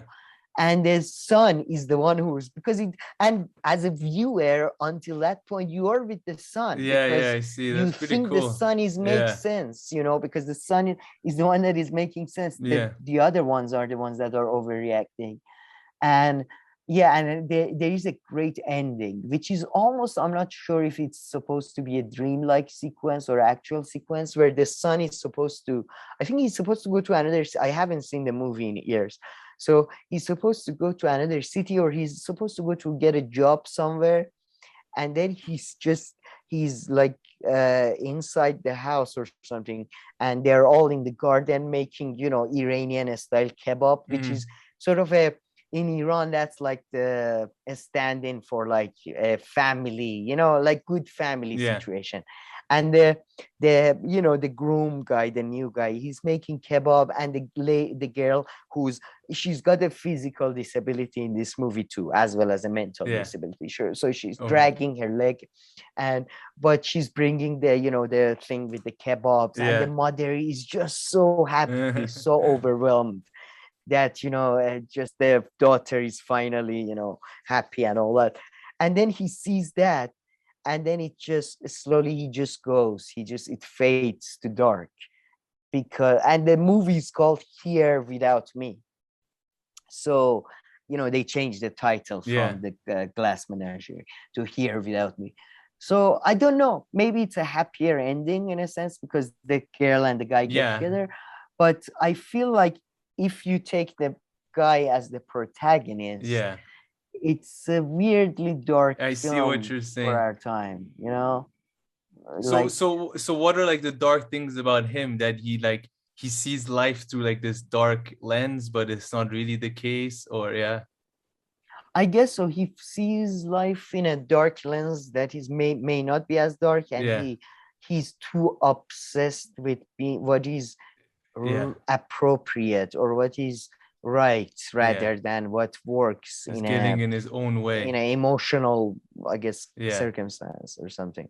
So and frankly, it's about we think a lot. I think most people think by adding themselves to a situation they would make that situation better, or like you look at a problem, you watch a movie, you watch a documentary, you hear a news story, and you're like, if I was there, it would have happened differently. But maybe in reality, whenever you're there, you're actually helping things to deteriorate rather than helping things get better. So I don't know. I'm reading too much into this. No. But I'm looking forward to finishing the play after a very long time. So see what's my take on that. So very nice stuff. Nice stuff. Okay, very good stuff. I enjoyed listening to both of those. That was good. What did you really? Yeah. I feel like this was like perfect programming for 3 a.m. radio, like a sleep time. Yes, we're gonna talk about the Glass Menagerie. Fuck. All right, let me get the sleeping. I don't need the sleeping bill. No, great stuff. But I am very surprised that for once I brought up something you have read. That is. Well, I had to go to school. We shit on government. Well, no, we don't actually shit on government. What's it called? Curriculums. Others do. We don't. We actually they're so bad we've come to defend schools because the criticisms are so harsh. But I guess you see they force you to read something, although I don't recall anything. I just think I read it. I remember I was forced to read in GCSEs do you remember the word literature shit we used to read? That was the worst part. That I hated more. Had a book it was a short book of word literature, short stories from all around the world. And oh my god, the only one remember is the South African one, the one about top of the table, mountain table or something. Yes, I don't remember that. I remember Indian one as well. Top of mountain something. It's in South Africa. What was the South African one? Yeah, there was a South African and an Indian one, but I top of the table. No. My headphones are out. Okay, well, as Sam's headphones are out right now, we're just gonna move on to Boris Johnson, and then also the Japanese Prime Minister, and then after that, some rising.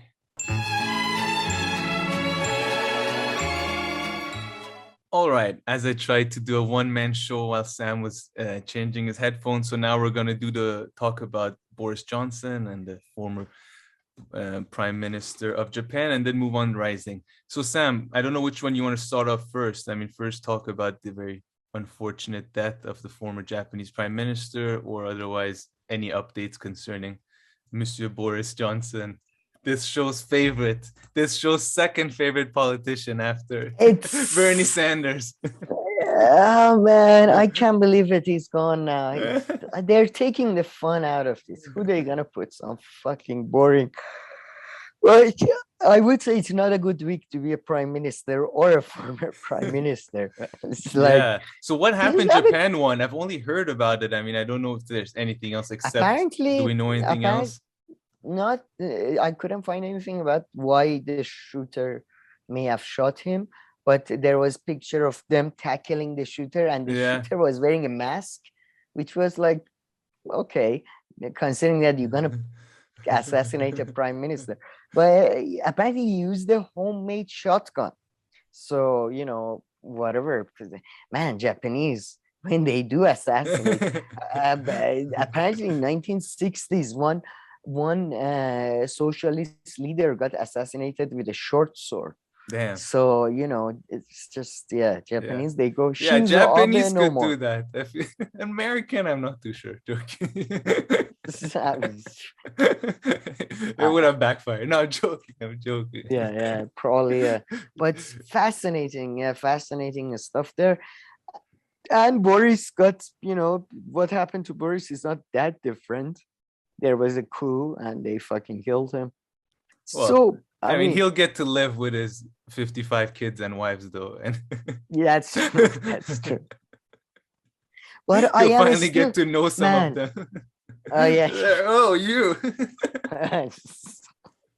Looks similar. No, I would say I'm still hoping he's gonna.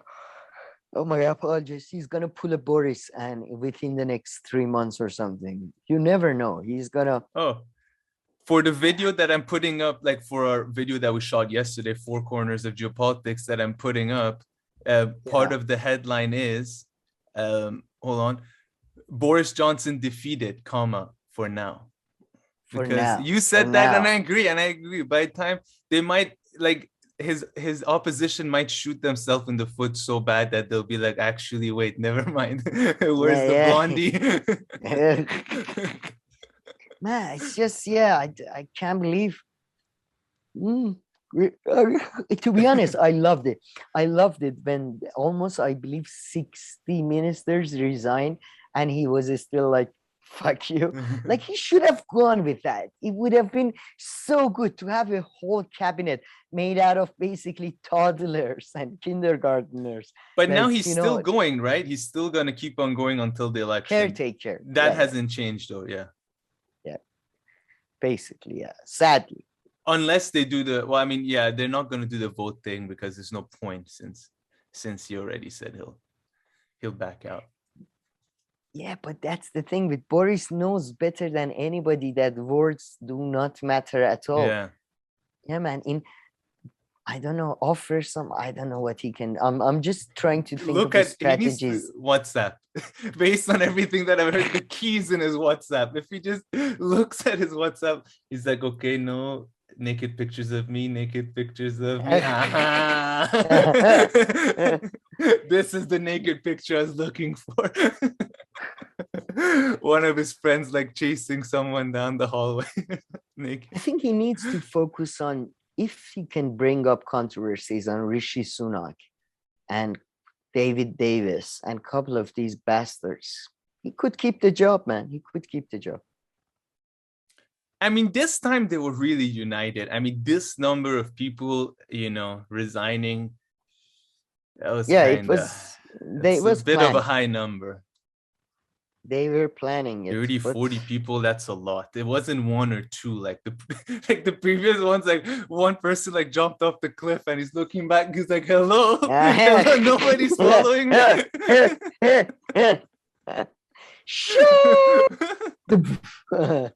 But this time, no. This time, everybody quit. So they made a WhatsApp group. They probably named the WhatsApp group quitting Johnson, as explicit as possible for some reason. I wouldn't be surprised. They probably detailed it all in there. Yeah, it's a shame we're gonna get another fucking robot instead of him. Not that he was any good, but at least he was funny.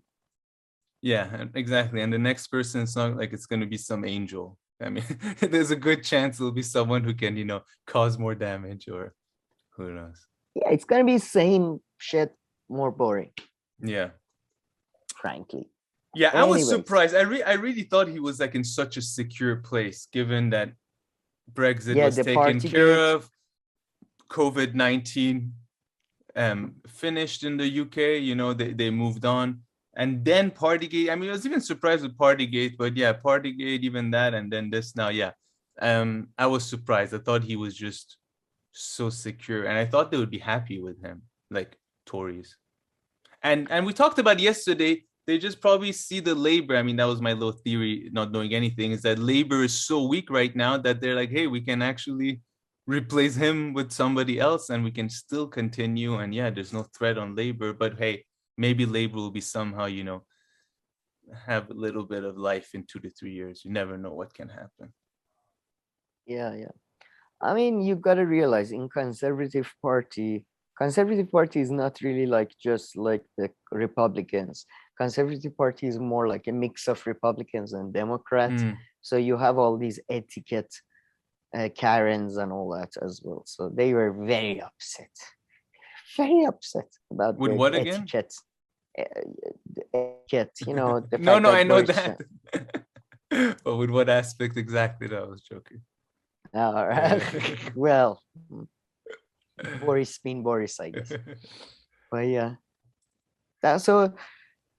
Don't if you care about.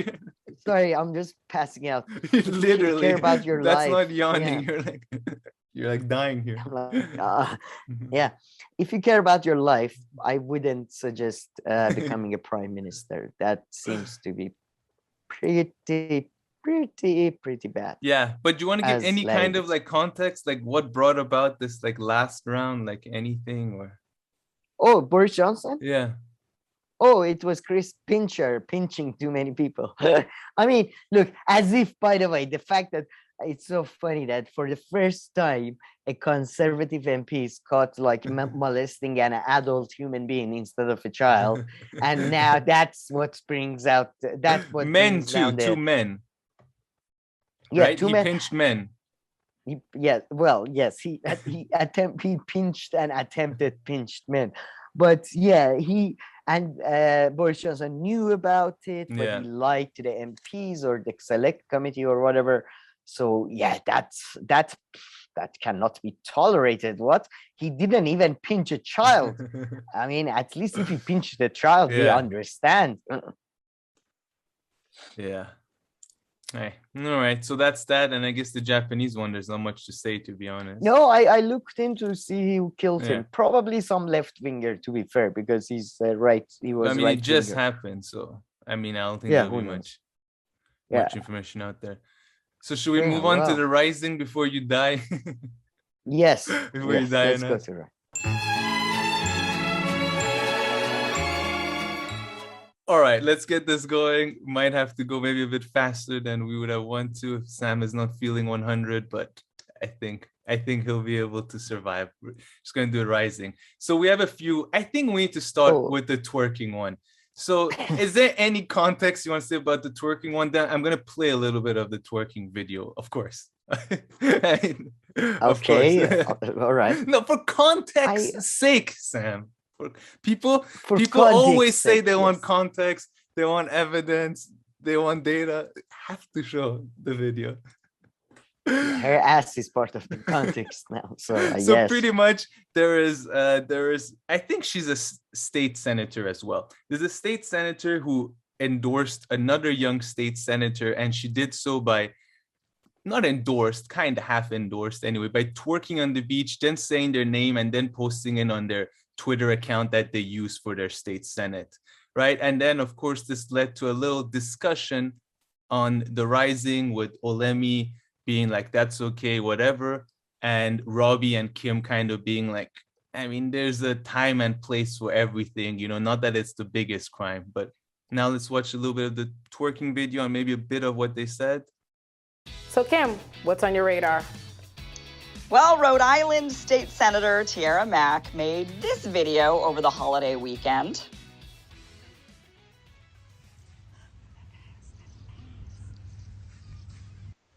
Vote Senator Mack.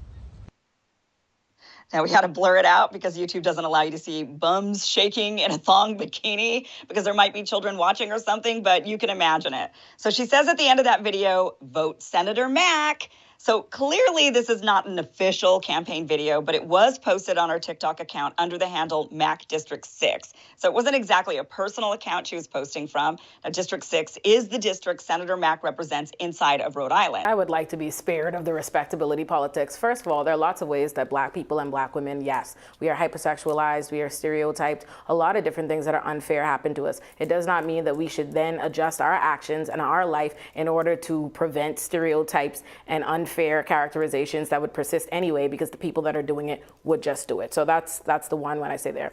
Two, as far as the twerking in the video, personally, it wouldn't persuade or dissuade me either way in terms of I wouldn't watch that video and think, oh, I want to vote for her, and I wouldn't watch that video and think, oh, this person is unqualified or unfit to be a senator. The reality is people are regular people. They twerk, they do things. I am a lawyer. I definitely twerk. I go out, I do all of the things. Doesn't mean anything. I'll still get you out of jail next week. So it has no bearing on that. But I do think for her purposes, very clearly, based on the campaign video we showed, she's very interested in appealing to people who have not seen themselves reflected in politics very often, especially with our old standards of professionalism and the times of yesteryear. It's, you can't be this way, you can't do this thing, you have to be this professional image, this facade that you're made up to be all the time in order to get credibility. She's clearly speaking to a generation that no longer believes in that and feel very motivated and like candidates and people that they see more authentic and they see themselves in, which is why the video is on TikTok. Obviously, she's appealing to Gen Z, these people that will like that. So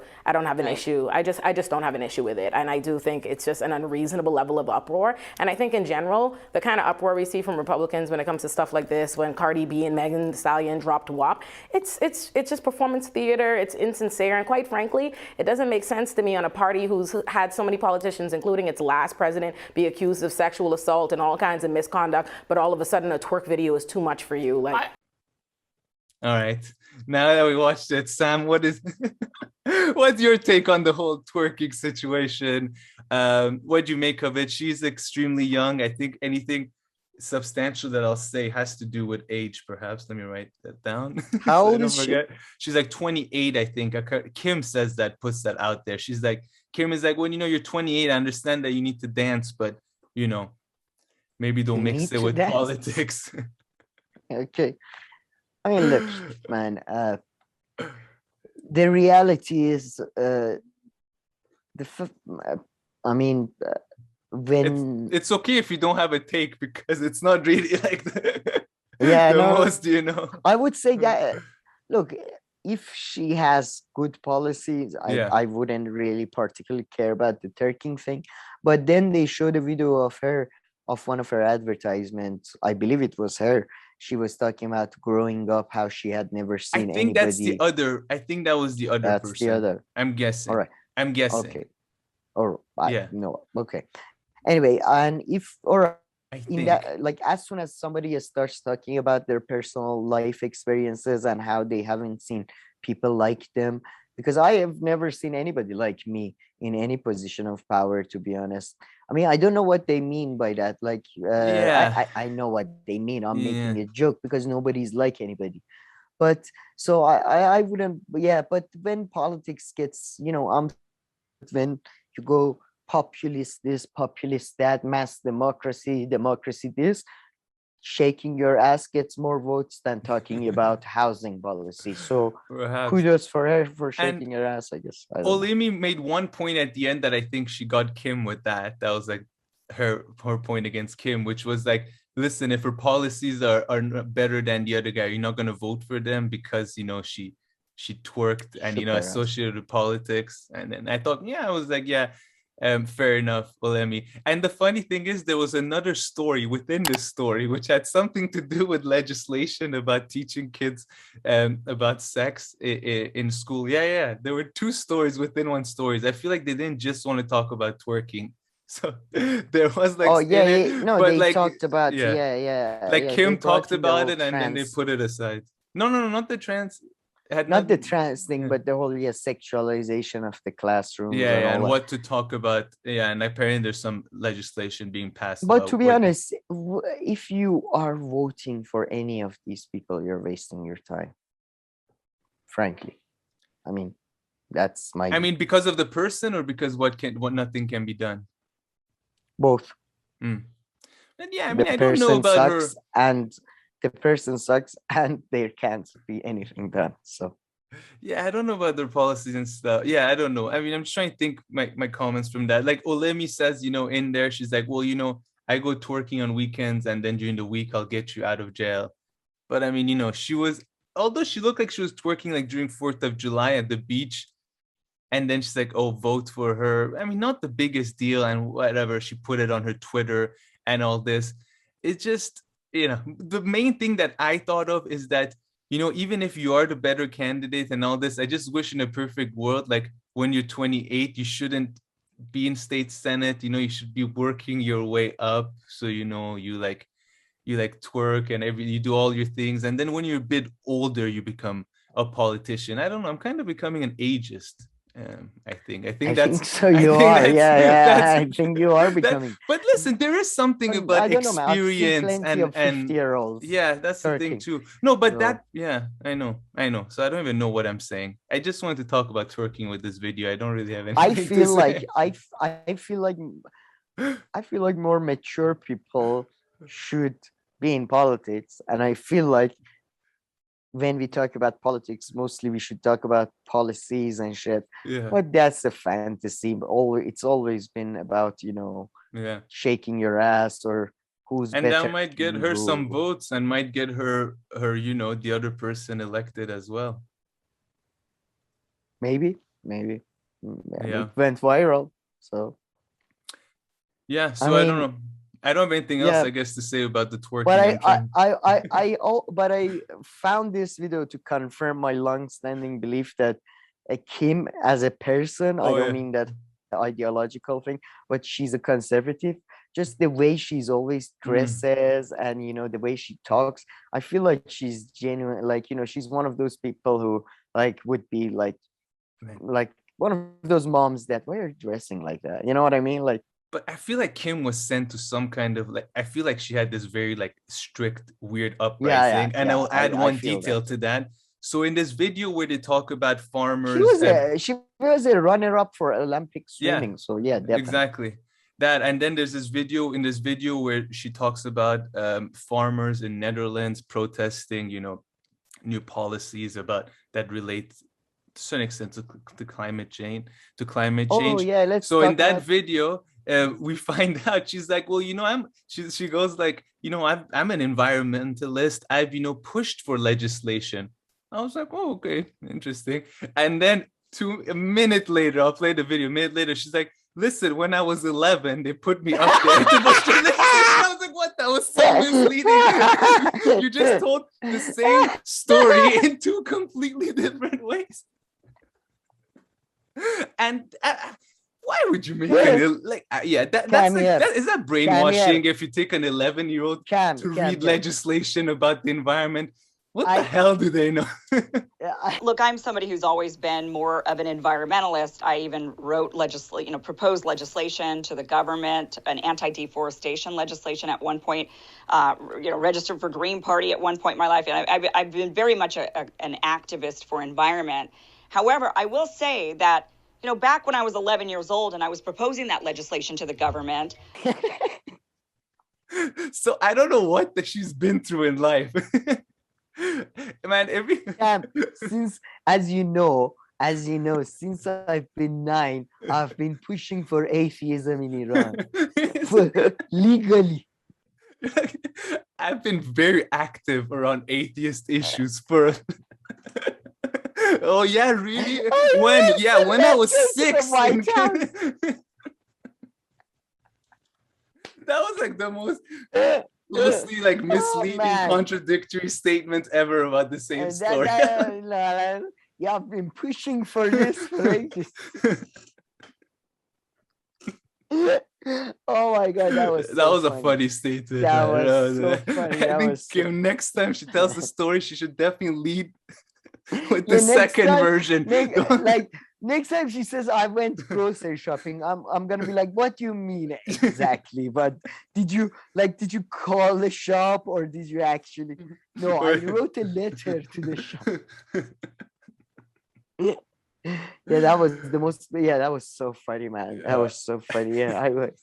Man, the Rising. I'm thinking of suing them. They're literally they're literally stealing our show. Yeah, I'm really not happy with this.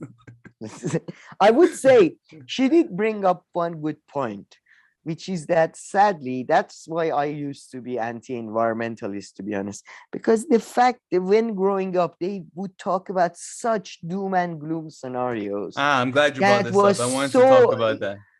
They exaggerated it so much, like, oh, it's extinction level, blah, blah, blah. It's humans, these motherfucking pieces of shit that are humans are never gonna go away. They're gonna always live in a fucking bunker or some shit. And we still do this. We still talk about climate change as if in 30, 40 years, the world is gonna implode. No, nothing is gonna happen.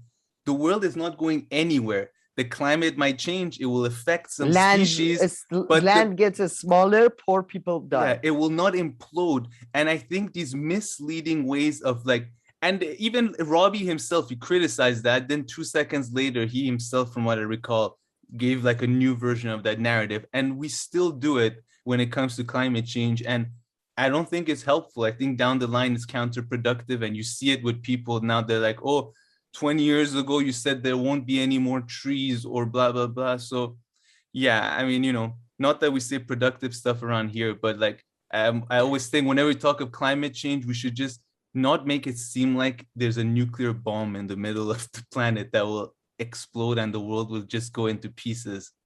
This is not denying climate change. This is not denying sea level rise, high temperature, species going extinct, more poor people falling into bad hunger situations, starvation, food. All of these, just talk a bit more. This whole way where it seems like the world is going to end in a way that it's like doomsday is definitely pisses me off. Doomsday right now. Yeah. Right now, there are places on Earth going underwater. They brought it up. They brought it up themselves. Olemi brought it up.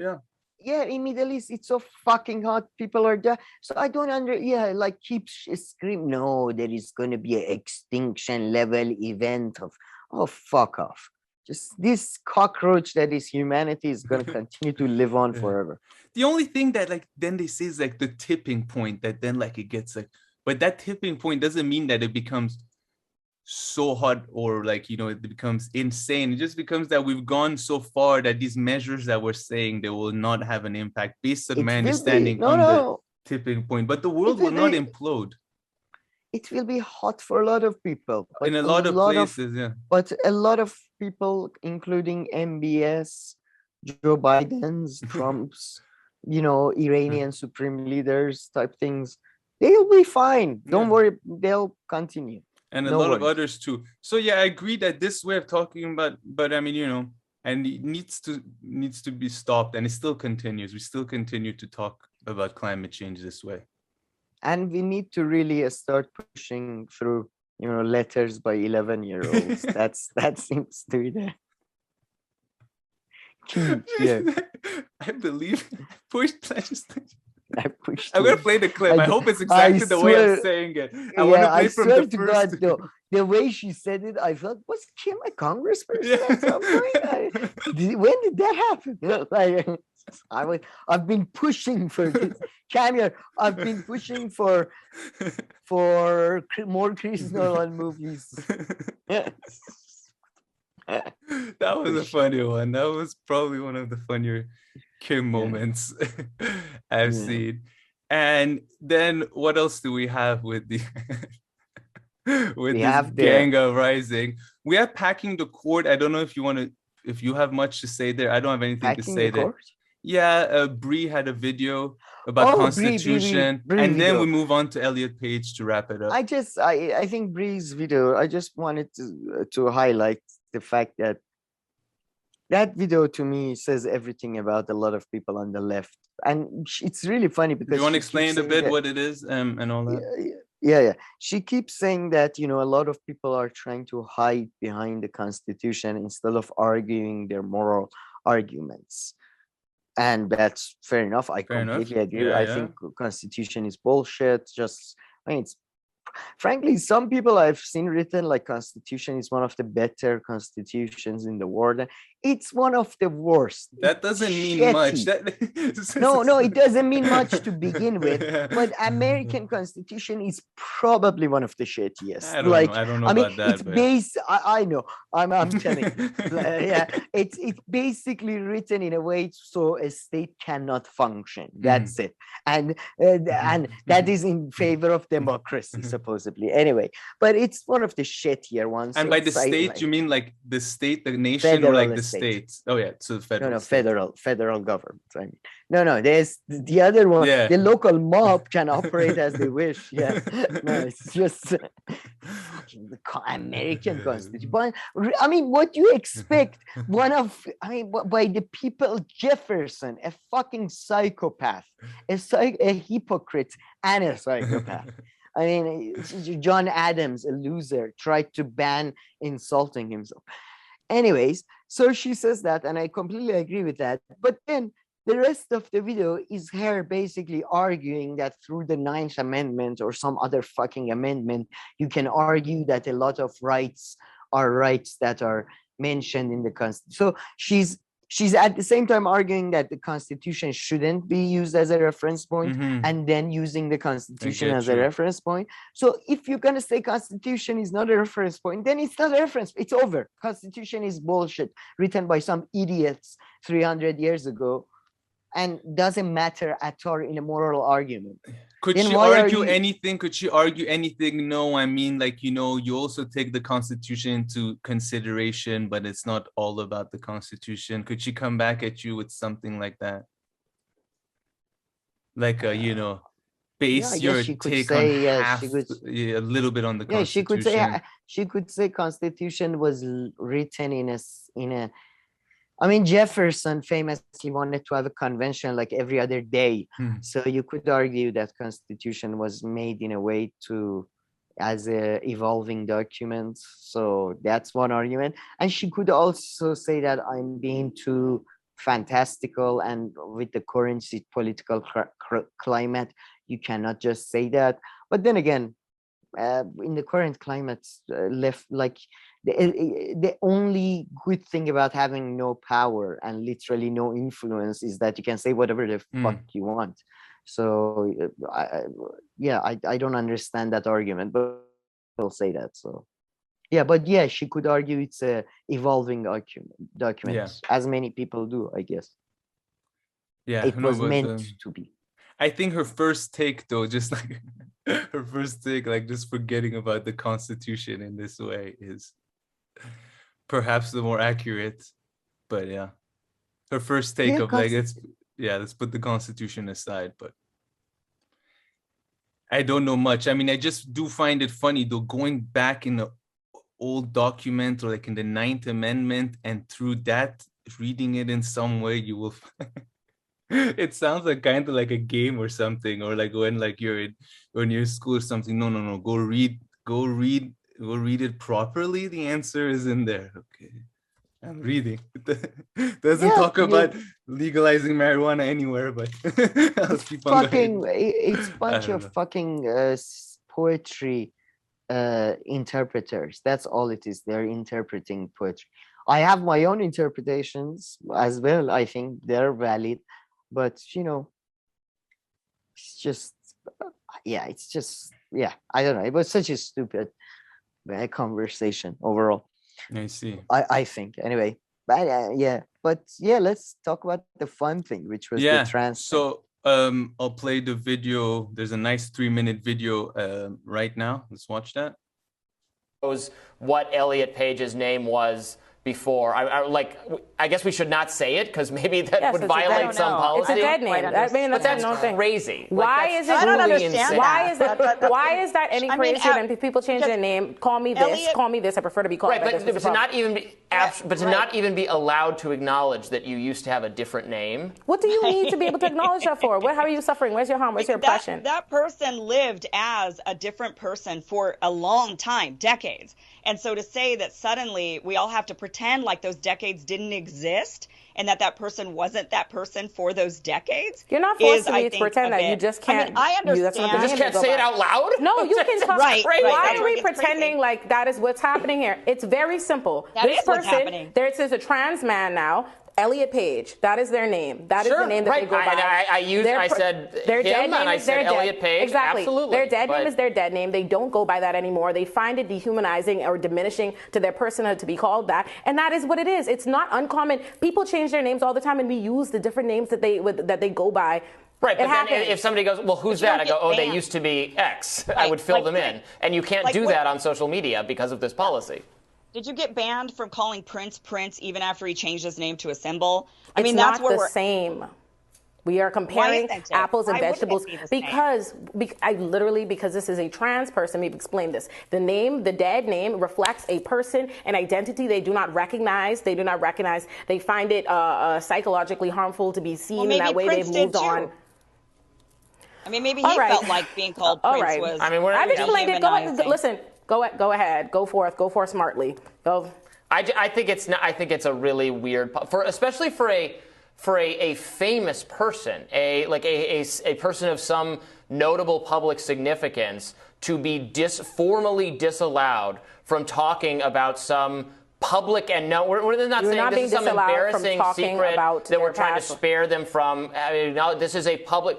This person was in movies. Was under this name, it's under this obviously gender identity. Let's not listen. For the dead name to trend, for something to trend, people have to be using it massively. It has to be being discussed. Let's not act like we don't know where that comes from. If we know that this is now a trans person, they go by Elliot Page, and there are a large amount of people calling them by their dead name, so much so that it trends. There is a deliberacy in there meant to offend this person because you know they do not go by that anymore. I don't know what is this big. If anyone was continuing to use it and not using the new name just to be, provocative or mean-spirited, right? I mean, I would use the name the person wants to use now, and I would recognize their gender identity now. I do not think we should be for a public person, for someone who is well known to the people, for sake of clarity or for sake of biography, to acknowledge that they used to have a different name.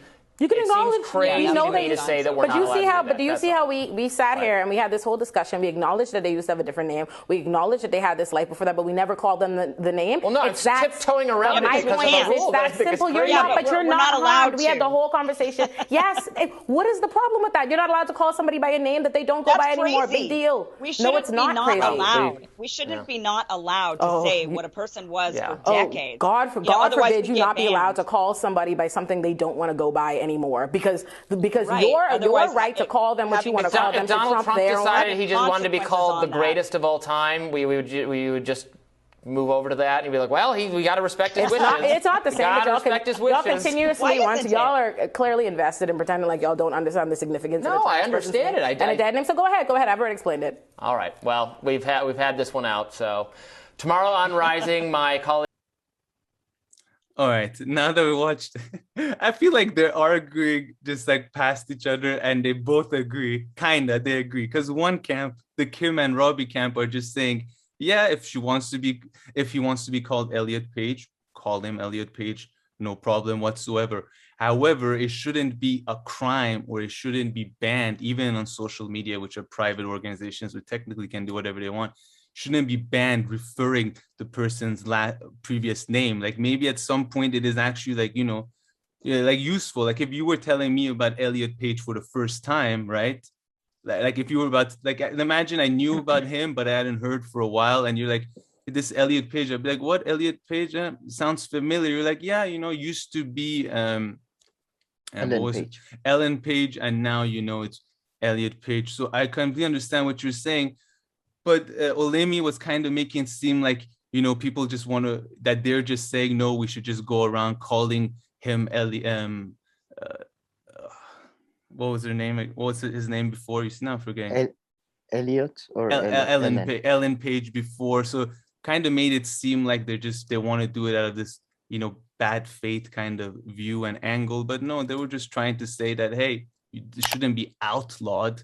So I kind of agree with what they were both saying, although Lemmy kind of seemed like she wasn't listening too much to their point. And then at the end, she goes like kind of saying, well, listen, I tried explaining to you two kids as best as I could, but you don't want to listen to me. So let's move on. Yeah, well, I mean, so you guys go and pretend. You guys go and pretend what you want to pretend. She's British now? What's going on? Yeah. I'm whenever I do an accent, I tend to go British.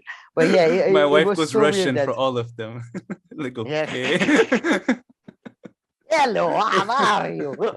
Just some random. I'm like, yeah, this person's not Russian. Yeah, but yeah, to be honest, What's your take? I mean, I definitely agree with Kim that I don't think, each people should get banned for this, or it should be. I mean, first, dead naming is just such a bullshit. They're dead naming. They're dead naming us. And considering that I've talked to a neurologist and number of psychiatrists, and the neurologist is a published author, so it's not just some, thing. Frankly, I've come to the conclusion, in my opinion, you want to change your name, you want to change your body parts, you want to change your fucking hair color, go ahead. Yeah, do whatever one of those fucking things you want to do. And at the same time, I have the right to make the fun out of you. Like, back in the days, we used to make fun of the people who got nose jobs. I'm going to make fun of people who get their breasts removed just like that, or have other gender affirming surgeries, because I don't believe because you think you're a woman or because you think you're a man, unless you're intersex, which means you're born with both genitalia, or unless you have a fMRI proving that your brain functions differently from a male to a female based on a spectrum, I don't really, you're a subject to be made fun of.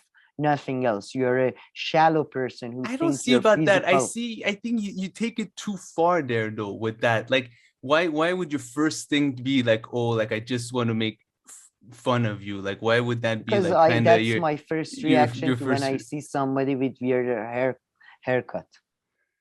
Yeah, so kind of. You don't want to go up to them and make fun and mock so much. I just don't understand that angle of yours so much where you come back to that. No, I'm not going to go up to them, but I do think if somebody makes fun of them or stuff, they should get banned. No, they shouldn't be banned. They shouldn't be banned. But if they go on TV, I'll make fun of them. Maybe if I feel bad for the person, I might not. Just like I make fun of Chris Christie because he's overweight. Why wouldn't I make fun of some idiot? We don't make just fun of Chris Christie because he's overweight. I mean, okay, I make fun of who? I make fun of. I mean, do you just go around like making fun of people's like physiques and stuff like all the time? No, but when they are on TV, for example, you make fun of the physique of Steve Buscemi because he's famously not exactly the most attractive person, or you make fun of the physique of Celine Dion or somebody. That's what you're finding some weird examples. Celine Dion, she looks like a horse. They used to make fun of her because of that or something. Yeah. Didn't she? I remember something. I don't know. No, my point is people are made fun of because of the way they look and the things they do. I'm sorry, but I remember the time when we used to make fun of the people who had surgery to make their stomach smaller because they can't control themselves, basically stuffing their fucking face. What, I'm supposed to feel sorry for those people now? Oh, they can't stop stuffing their face. I mean, you could feel, I mean, you can still feel sorry because I mean, you understand why in this person's head, why they're interpreting some things in some ways where like, maybe they shouldn't, so like they would take it wrong or they take it wrong and all this in advance. So I wouldn't just like make fun of them, or like my first reaction isn't to kind of make fun of them or to think of that. That's just the part I don't get. You keep misframing my it's not my first reaction. It's not I'll go out of my way to do it. But if they're on TV, just like any other public figure, I would make. But there are no trans people on TV right now that we're talking about, though. Like there is no element of that. Oh, but yeah, it's not about making fun. Oh yeah, sure, fine. Yeah, okay. through that, yeah, making fun. But there was like no aspect of making fun, because I was just on the name thing with Elliot Page. So sorry, I didn't make that that connection. Well, so sorry, I want to call it Trump a fuckwit. So now Trump goes and says, "Oh, it's offensive to my identity. I'm not a fuckwit." Well, I'm supposed to stop calling a fuckwit? Yeah, you're right. And I mean, in Trump, it makes sense because he's also a douchebag, so you don't come off bad making fun of him. But like, if you just make fun of someone who's not a bad people person, are douchebags too. But why? What did they do that would hurt you or make you feel like that they're a douchebag? I mean, okay, maybe Trump, but a lot of people don't do it to me personally to, affect me, but they're douchebags. Like all those people who get boob jobs and fake noses, I feel they're shallow people. I don't like them. Same with these people.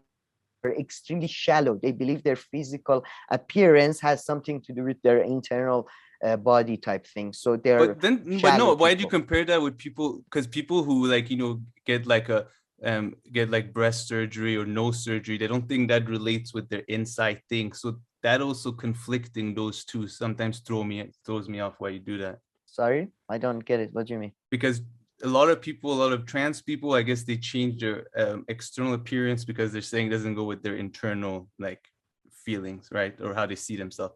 But people who get like a nose job or something, is not because like inside they see themselves differently. They do it, because they think aesthetically they would look different. So I think there's just a bit of a categorical difference between these two things. Considering that I don't believe there is anything such as an internal being that is women or a man, I don't care. I mean, there's the way that you think I don't understand. In your head. There's definitely your thoughts that exist.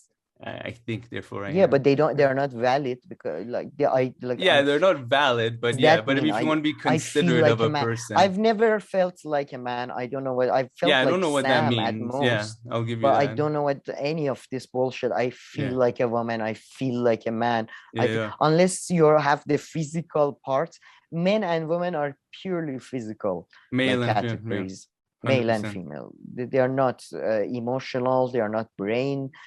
Again, unless you have a fMRI. If you have a fMRI, I'll shut the fuck up about this immediately. But unless you don't have a fMRI, or you are not, as in you're born with both set of genitalials, shut the fuck up. Or don't shut the fuck up. But we are allowed to make fun of you because you're a shallow person. Thinks a physical trait, but everyone's shallow though. No, and that's not the meaning of shallow though. Relevance. Shallow is just caring about your appearances and caring about appearances. Like you're very shallow too. Like I'm shallow too. Everyone's shallow to an extent. No, I think the shallowness is when you think that the physical appearance is a reflection of something positive inside. Isn't that the shallowness? That if somebody is beautiful, then therefore they're good. Or if there's some, I don't know, maybe. Let me find it. Yeah, I mean, you could, I guess, shallow, you're right. So that what you said is also shallow. Yeah. Everybody is shallow, but I guess there's an extent to it, I suppose. Or then again, maybe if there was a surgery that would have made me look like Brad Pitt, I would have taken it immediately. So what the fuck do I know? So. Yeah. But I want to say one thing, though, a little bit serious. I'm not sure where this part of the conversation is going, is that I feel like people who are, especially people who think they are, they're always like defending a lot of, they're defending trans rights a lot, and they think, that's what they're trying to do. I feel like they generalize a lot. Like everybody generalizes, everybody falls into this trap, but it kind of like hit me a little bit past few days. They generalize in the sense that they're like, no, all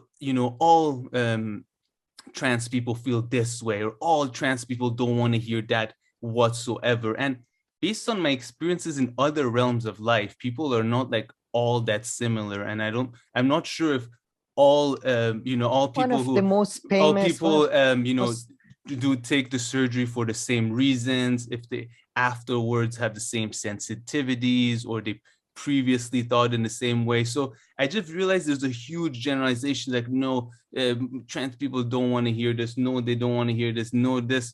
And it just made me feel like, some people who see themselves as the bigger advocates, all they do is, all they do is generalize about them. Maybe they think they're generalizing in a good way, but they're nevertheless just non-stop generalizing them and making them seem all like the exact same person, which I doubt is the case.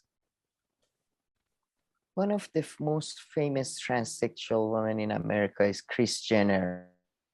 Kris Jenner or Kylie Jenner, I don't know, the lady who used to be an Olympic athlete, and she's a conservative Trump supporter. Yeah, and she's got some of the most reactive views of all people. And as somebody who has lived in Iran, and the reason why transgenderism in Iran is allowed and gender reassignment surgery is allowed, because it's a way to dismiss gay people as people who there is something wrong with them. If they're gay, that means they have to be a female, which then again goes even further and is basically reaffirming the bullshit gender patriarchal identity. Women are these creatures that should and cook and sometimes have sex and breed, and men are these macho men that needs to go out. And so that's why innately I am extremely against these people, especially these people who say they felt like a man or they felt like a woman. And especially I talked to a number of psychiatrists, number of neurologists, all of them said that, especially people who are their fMRI shows that they're actually like trans. It's usually they never feel like a different gender. It's almost exclusively hatred for themselves or for their own identity rather than feeling like they want to be something else. So it's I think there's a lot of bullshit within the whole bit. I think by the way, we are talking about less than like 1% of people. It's an issue that we are talking about it, so we don't talk about real issues, basically. So both right wing and left wing, not left wing, but both Republicans and Democrats love this, because as long as you're talking about this, who's talking about taxes or industries or workers or jobs or climate, or you're talking about this type of bullshit that is largely doesn't affect too many lives anyway. So yeah, it affects some, and even one or two is something. But you're right. I mean, you're right. It's such an easier issue for politicians to just discuss, because there's not even any policies being discussed really. You're allowed to, which is great, and highly support that. You're allowed to have sex surgery and all this. So I mean, it's not like there's even anything for the politicians to discuss. But yeah, you flood the airways and everything with these kind of conversations, and then there's no time for the other ones. Even though when you talk about the other ones, it's not like anything happens, but but anyway, every presidential election, they talk about what? Talk about the debt ceiling, They should just rename US presidential elections to the debt ceiling talk, okay? For the next year, we're just going to talk about the debt ceiling. So you go first. No, debt ceiling, that's only an issue when Democrats are in power or when there is a talk of the Medicare budget and all that. They love talking it non-stop. Oh, the debt. So and how can you, if you take it to the percentage of the GDP of 1973, it's 1,000%. Okay, thank you for that. I feel they love talking about comparison. I feel like they love more to talk about it schools and teachers and trans issues and Christian I feel like issues. the debt is such a big one every election, like the Obama and Romney election. Debt. That's exactly. That's the old thing. That's before. Now to make it come back, don't you worry. New wave of culture world. Don't worry, the debt talk, it knows what it's doing. It sits on the sideline and it prepares itself for when the campaigns kick off, and it just emerges right away. It's just training to come in. Yeah. Exactly. Apparently in New York, in Times Square, I don't know if it's always there, but they literally have like the amount of the US debt, and it's just always going up. Like the number, of course, is always going up. Yeah. Like in Times Square. I don't know if it's always there or it was only there for a brief period of time. Wow. All right. That's good to know. But I just talking of the Hill for finishing off, I would say I take Olaimi's obvious upfront disregard and anger at her co-hosts over Bree's sure. condescension and patronization of the co-host. Like, you know, at least if you disagree with people, do it in a genuine way. When they use that language of, you know, though, if actually, and then, oh man, I really like that. I much prefer somebody just telling me, okay, you're fucking idiot. Like, you know, rather than telling me, well, actually, if you look at it this way, maybe your idiocy will become apparent to yourself. Oh, no, but listen, am I wrong? No, you're 100% right. And that's why I'm kind of enjoying Oyemi more now. But I think the producers need to do us a favor. This is kind of unfair because with Kim back, it's 2v1 in most of these debates, right? Robbie doesn't quite side with Kim. He like, you know, he sides with Kim, Robbie's and then smart. Yeah, he's also nice though, and he's also sitting next to Olemi. So he's always sitting next to Bree. Whereas Kim, she's on camera, so he has to be like a bit careful. He's like, okay, I still have to talk to these people before I leave the office. So he's like a bit more in the middle. But I think they need to bring Bree and Olemi together, 2v2, and have a few nice. See how that format goes. Maybe it won't be as entertaining. Sorry, producers, if that's I love the how case. they put. I love how they put Ryan and Emily Jashinsky on their own because nobody likes them. They're the most like they're both hated by the people on the right. I mean, Emily Jashinsky is just like lacks charisma, but just to an extent I don't think I've seen before. And then Ryan Grimm, another person, another black hole of charisma. So I think that what they're trying to do is trying to kill their Friday show, basically. I mean, yeah. Emily Jasinski, I think if she just tried to be a bit more her age, I mean, we found out that she's 29 right now. Maybe she would have some more charisma. I thought like she was like some 40-something-year-old. I was like shocked. I genuinely was like, I thought she would play bridge or something. She's that old. Like she knows how to play bridge.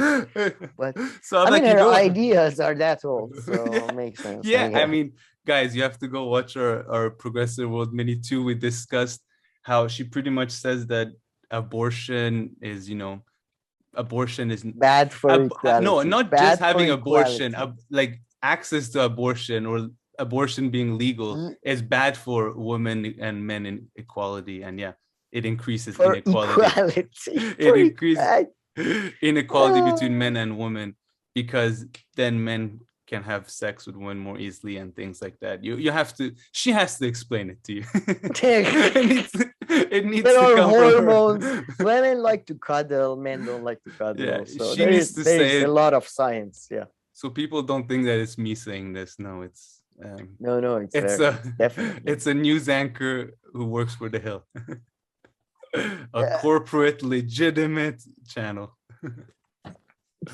Yes, yeah, they're legitimate for sure. Yeah, no, for sure. We saw one of their actual reporters the other day coming back from Ukraine. She was as legitimate as Georgia. She's as legitimate as one can get. That I mean, she had like the corporate stamp of approval all over her. She talked to a Georgian. She talked to all the U.S. officials. She was perfect. A+. But yeah, The Hill is being The Hill. But it's no, good. The Hill is not being Hill. They're being Spar and Brawl. Oh, that's true. No, but I mean, like, I like that The Hill exists, though. I don't have to watch all these other shitty secular talk. I don't know, breaking points. It's all the shittiness is summarized into one. It's good. No, yeah. I feel yeah.